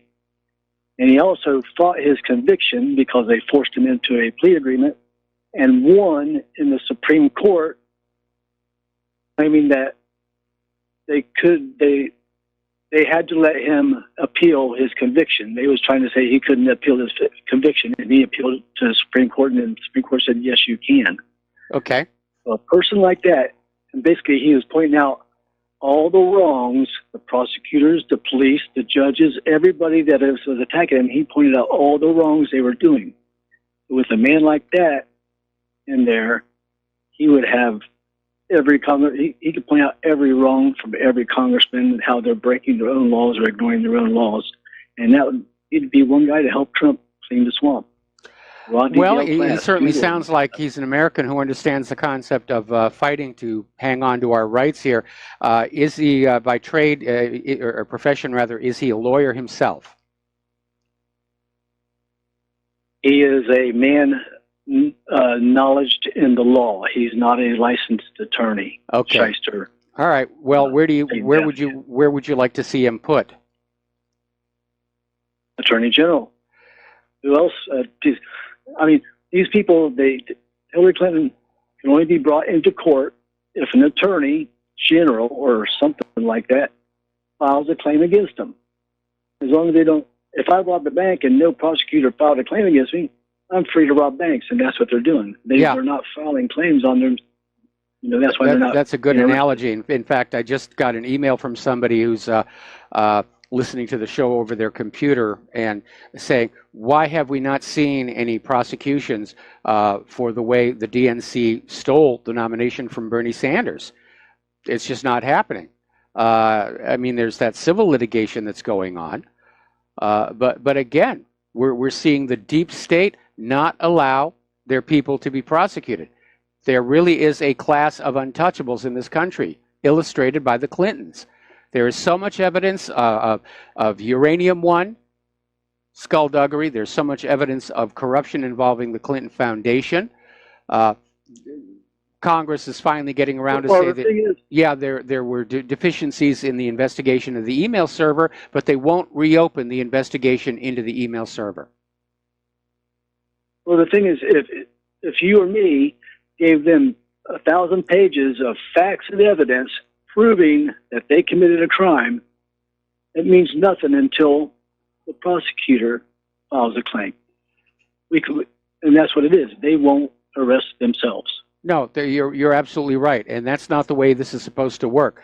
One of the reasons that the Founding Fathers set up the 3 branches of government was so that those branches did have the authority to go on in and slap down the other branches when they weren't behaving very well. But our system has become totally corrupt. All the real power is concentrated in way too few hands at the very top. It's sickening to see the country headed in this direction. And I agree with that other caller who called in earlier today. At this point, it's irrecoverable. We're just going to have to let it implode. We're just going to have to let it implode on itself and be prepared to take back control of our country in the aftermath and not let some carpetbaggers come on in here and try and restart the same scams all over again.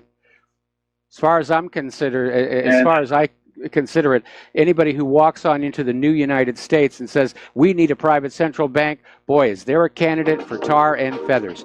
Anyway, Mark, I got to let you go. We got to take another break for commercials, and we'll be back with more phone calls after these few words. And aloha, America. Welcome back to our show. We're going to go right back to the phones. Teresa in Tennessee. Aloha, Teresa. Welcome to the show. What's on your mind today? Oh, aloha, Michael. I'm so tickled. I'm a long-time listener, first-time caller. My burning question, I've heard you mention several times that you've lost 100 pounds, and I'm just curious to know how you achieved that. Well, it was intentional, obviously, for health reasons primarily, and it took me 2 years to do. You should never lose weight very, very quickly. All I really did is I researched chemicals that are added to food by food manufacturers that interfere with your brain's I am full signal.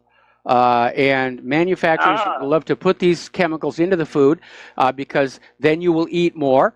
You will buy more, they make more money, and it's a big reason why we have this obesity epidemic in the United States of America. We are being fed food that makes us want to eat more. And the 2 chief villains that I got out of my diet is monosodium glutamate, which is sold as a flavor enhancer, but the reality is it interferes with that signal from your gut to your brain saying, I've had enough to eat.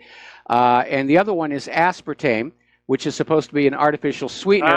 That one also interferes with the brain signal, I've had enough to eat. In fact, when scientists want to do obesity studies using rats, they'll have to dose the rats' food with tons of monosodium glutamate, MSG. Otherwise, the rats will stop eating. Rats left to themselves don't get overweight. So they had to drug them with MSG to get them fat in order to run their studies. And that was basically it. I also avoided meat and poultry that was hormone treated because they're given these growth hormones.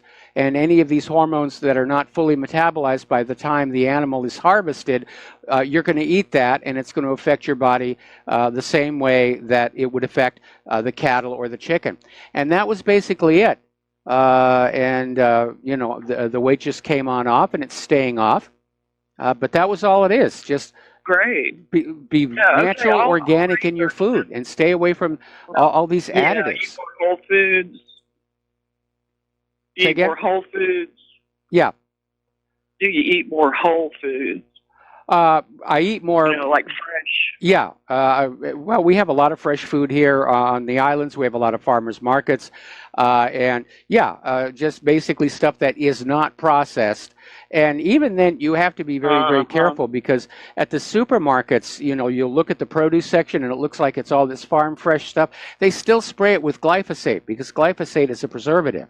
And while glyphosate is not going to have an impact on your weight, it's still something that you should avoid. And so Claire and I, we hit that non-GMO certified section. We have a Down to Earth, which is moving to a larger building very, very soon, which I think illustrates the trend. People are just getting away from this corporatized food. A lot of people are very upset that Whole Foods, ever since they've been taken over from Amazon, is now dropping their non-GMO policy.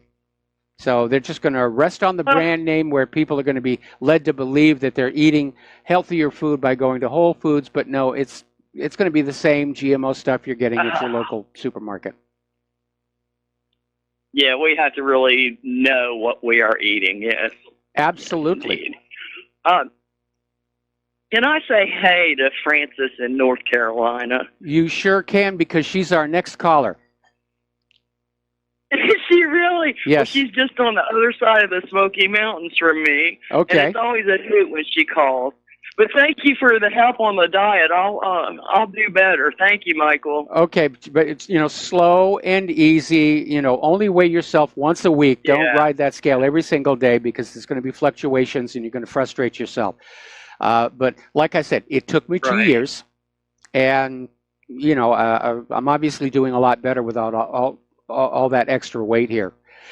So thank you very much for the phone call. And now we're going to switch over to Francis in North Carolina. Aloha, Francis. I just got done talking with your fan club. What's on your mind today? I was about to say hello, aloha, and all that kind of good stuff to you both, but now I am floored. I am totally floored. Back at you is the only thing I can tell you, my dear. I hope you didn't get flooded from the rain that came from that tropical depression or whatever. Oh my gosh, of all the things. But anyway, it took me a bit to try to remember everything that was had been crossing my train of thought here. One, the fact that you mentioned about that the puppet in charge. Well, that's not your words, mine in particular. Yep. That they have the ability to fire whomever, whatever. Reminded me of the aspect of two films. One was Day with Kevin Kline. Yeah. And but I don't think he really fired anybody. But go figure, they wanted to kill him. And secondly was the first independence film. I think it was not Bill Paxton that was the president in that film, but he basically told the one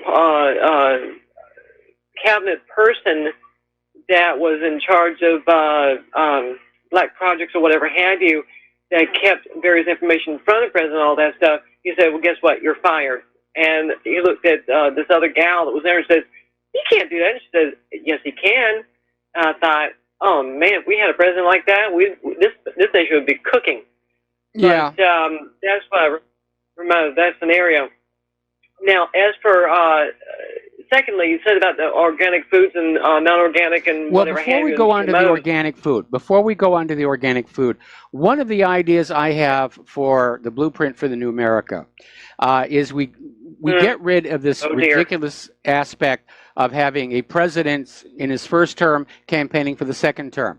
Let's just say if you win the election, you're president for 8 years, and you don't bother going through a re-election, and that way, and you can't run again. And so you're going to have a president who's in the Oval Office who doesn't need anything from anybody anymore. He doesn't need a Sheldon Adelson's money. He doesn't need George Soros. And that would be a way of insulating members of Congress from these outside, or the White House from outside influence. In fact, we should make it single term only for members of Congress, because so many of them seem to be getting in there long past their prime, like Dianne Feinstein and Maxine Waters. When the Founding Fathers set up this country, being in the government was a part-time honor only. It wasn't supposed to be a permanent career. Everybody who set up the United States, even as they served as early legislators, they still had their jobs. Thomas Jefferson was a lawyer. Paul Revere was a silversmith. Ben Franklin was a publisher. And on and on and on. And they only met infrequently to deal with the nation's business. And it was never intended to be this full-time, a multi-generational inherited office. True. However, I have to agree and disagree with your assessment.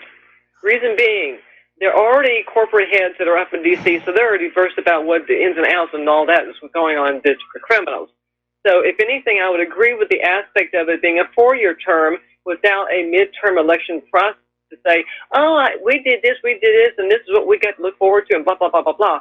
No, 8 years is overkill. We already had that with the Shrub Jr. and so forth back during his period of time after Clinton and his daddy and all that kind of good stuff. So enough of that. Okay. We don't need an 8-year term to deal with that scenario. Right. So much for that one. Point taken. But as for very good.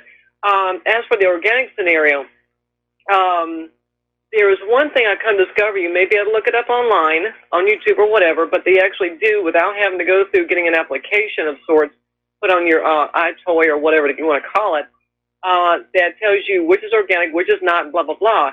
There's something about the number code that you look on that's actually printed on the food item. Yes. Two of the three I recall, but the third one I'm trying to remember and is elusive to me. One has, I think, 4 has to do with something about being chemically treated or not being chemically treated. However, 9 is supposed to indicate that the item is organic, which is supposedly non-GMO. But there's a lot more clarification needs to be on that because they have the sticker of the vegetable or fruit item in order for the person to actually know. But if someone were to actually do a lookup of that, it's quite fascinating what you discover without having to really take something with you to the store to actually do a search for that. So I've actually found that rather helpful on my end. So, that's just me, though. Well, ultimately these systems will stand or fail based on the integrity of the people putting those labels out there. And one of the things that we've discovered is that the U.S. government, the FDA's certified organic program has already been eroded by industry lobbyists. And whereas originally the program was, this is certified organic, all organic, now they can get the sticker if there is below a certain percentage of non-organic components. So the label has been morphed away from being something that is genuinely informative to the consumer to something that is used as a sales tool. Well, true. That's the reason why I don't tend to rely on USDA as far as marked organic, because to me that's a fraud to start with. Now, if it was back in the 50s and 60s and 70s, I would agree with it. But at the same time, are you joking? If anything, I tend to reflect on whether or not it's been marked as QAI, which is called Quality Assurance International, or let alone certified official, whatever it is. So certified organic stamping or whatever as far as the print goes to carry that labeling. So those I'll go by more than I'll used to go by USDA because they're bought and paid for, period. I mean, yes. Come on. So anyway, enough out of me. Hello and hugs and all that kind of good stuff. So I'm out of here. Later. All right, later. We'll talk to you soon. Thank you for the phone call. The phone lines are open now. Earlier in the program, I had made another reference to the fact that we really haven't heard much of anything from Robert F. Kennedy Jr. And the supposed vaccine safety commission that Trump promised us. And I stand corrected because somebody just emailed me this article written in April of this year by Robert F. Kennedy Jr. and promptly ignored, obviously, by the corporate media. It's apparently being put on out by this magazine called Wise Tradition. They apparently publish a quarterly. And Wise Tradition is part of the Weston A. Price Foundation. And I just posted this to whatreallyhappened.com. And it's talking about the thimerosal travesty. And it gives us a history of thimerosal, who developed it, how it was put into usage. And interestingly enough, there is another clear case of research shenanigans. And it's almost along the lines of when Monsanto was testing Roundup and GMO corn on rats, and they ended the study at 3 months and said, everything's okay, the product is safe, even though they wouldn't serve GMO in their own company cafeteria at the time. Then, of course, that French study came on out and said, well, the medical problems start showing up at month number 4. And Monsanto used their economic and political influence to get that article pulled. Then it was reinstated. Back and forth, back and forth. Well, according to this article written by Robert F. Kennedy Jr., apparently during the early tests of whether thimerosal was safe to use, they did basically the same thing.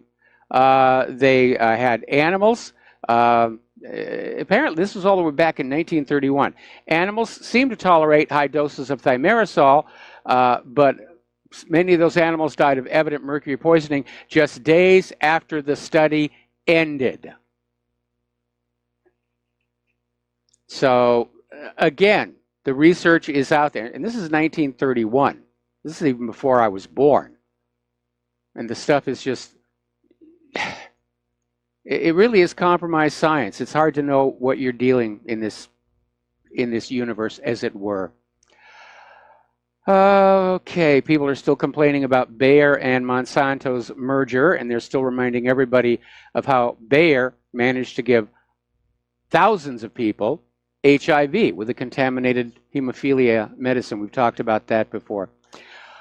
Over in Pennsylvania, in Bucks County, apparently people are being awakened at night to what sounds like loud explosions, and police are asking for help in identifying the window rattling, wall shaking noises. Now, maybe somebody out there live firing with their artillery, but it sounds to me like what they're experiencing are sonic booms from something up in the sky traveling faster than the speed of sound and leaving a shockwave. Now, when Claire and I lived in Southern California, we lived in North Hollywood. Every time the space shuttle was being brought down into Edwards Air Force Base, we would hear the shockwave. And so we understand exactly what that sounds like. And that may mean that somebody is testing something, and we won't find out what it is for a while. The government does love to keep their secrets here. Every Christmas, I'll put out this little story I wrote years ago about how our town in New Hampshire got tinseled one Christmas. And nobody would say anything about it. And it wasn't until sometime later that the Air Force admitted they were testing an anti-radar chaff and accidentally unloaded a couple of tons of it all over our little town. But it was pretty to see there. There was this one other time, walk down memory lane here, something fell out of the sky very close to our home. And everybody was talking about it. We drove on out to see it. It had landed on an ice pond, and it had melted through the ice, and the outline in the ice was of a clearly symmetrical artificial shape. And the Army showed up and chased us all away and chopped up the ice, and whatever it was, they took it away. So lots of secrets out there. Okay, apparently David Hogg is still out there trying to rally the troops, as it were, for a gun ban. And he's basically starting to act like an extortion artist. He did a die-in protest at a Publix supermarket, demanding that Publix no longer support political candidates who are in turn supported by or support the NRA. And apparently this thing backfired, and a lot of people got very angry about this. And it is a reminder that people don't respond to bullying. And it is a reminder that if you pay a ransom for somebody who's been kidnapped, there'll just be more kidnappings. All right, we're going to take a break here, back with the last segment of our show today after these few words. Aloha, America. Welcome back to our program here. Last segment of our program on this Wednesday, Hump Day. Now, I've had this story on my talking points for a few days, and I'm happy to see that it has a positive resolution. Apparently, somebody put out an active shooter game. That's what it's called, active shooter. And players can take on the role of a SWAT team member trying to stop an ongoing school mass shooting, or the role of the shooter themselves. And a lot of people came on out and said this is wholly inappropriate, and I tend to agree. And people were just outraged at this thing, and I could understand that a lot, and I hope people just wouldn't actually think about buying this. But apparently the app now has been withdrawn because of the public outcry. It is a very inappropriate thing. On a general note, by and large, most computer games do seem to be about violence. Now, some are not. There's, what is it, Forge of Empires, where you're actually out there trying to build a city and a civilization. And I'd like to see more games like that, that appeal to and encourage, shall we say, our more civilized functions, rather than just have a gun or a sword and shooting everything that moves. I don't know about you, that wears out real quick. But again, I don't play computer games. The only computer games I have are flight simulators. And yes, when I was younger, I would dogfight the other planes. But these days, you know, I'm just happy taking a passenger plane from Honolulu to Maui and back. Yep, I'm a pilot. What can I tell you? Apparently, Tesla is in trouble again. One of their cars in the semi-autonomous autopilot crashed into a parked police car. And Tesla is now saying that apparently the autopilot function is not designed to avoid a collision, and says that drivers should not rely on it entirely. Well, I think that's a big reason people pay that money for the Tesla, is that it supposedly can drive itself. And for them to come on out and now admit that the autopilot is not designed to avoid a collision, that to me is a really big hole. Now, I'm a fan of electric cars in general, and I have been a fan of Tesla, but it looks to me like their most recent offerings have been value engineered, and it's probably because they're running out of money, they're running at a loss. They just slapdash something together, put it on out there to try and sell it. And we're seeing that from too many American corporations right now. We're not talking about something you use in your home like a hair dryer, where if it fails, you just, okay, throw it in the trash. We're talking about a car, carrying people, carrying your family, carrying your loved ones, and crashing into stuff. It's amazing here. Meanwhile, over in Japan, as you know, people are very comfortable with the idea of computers and robots.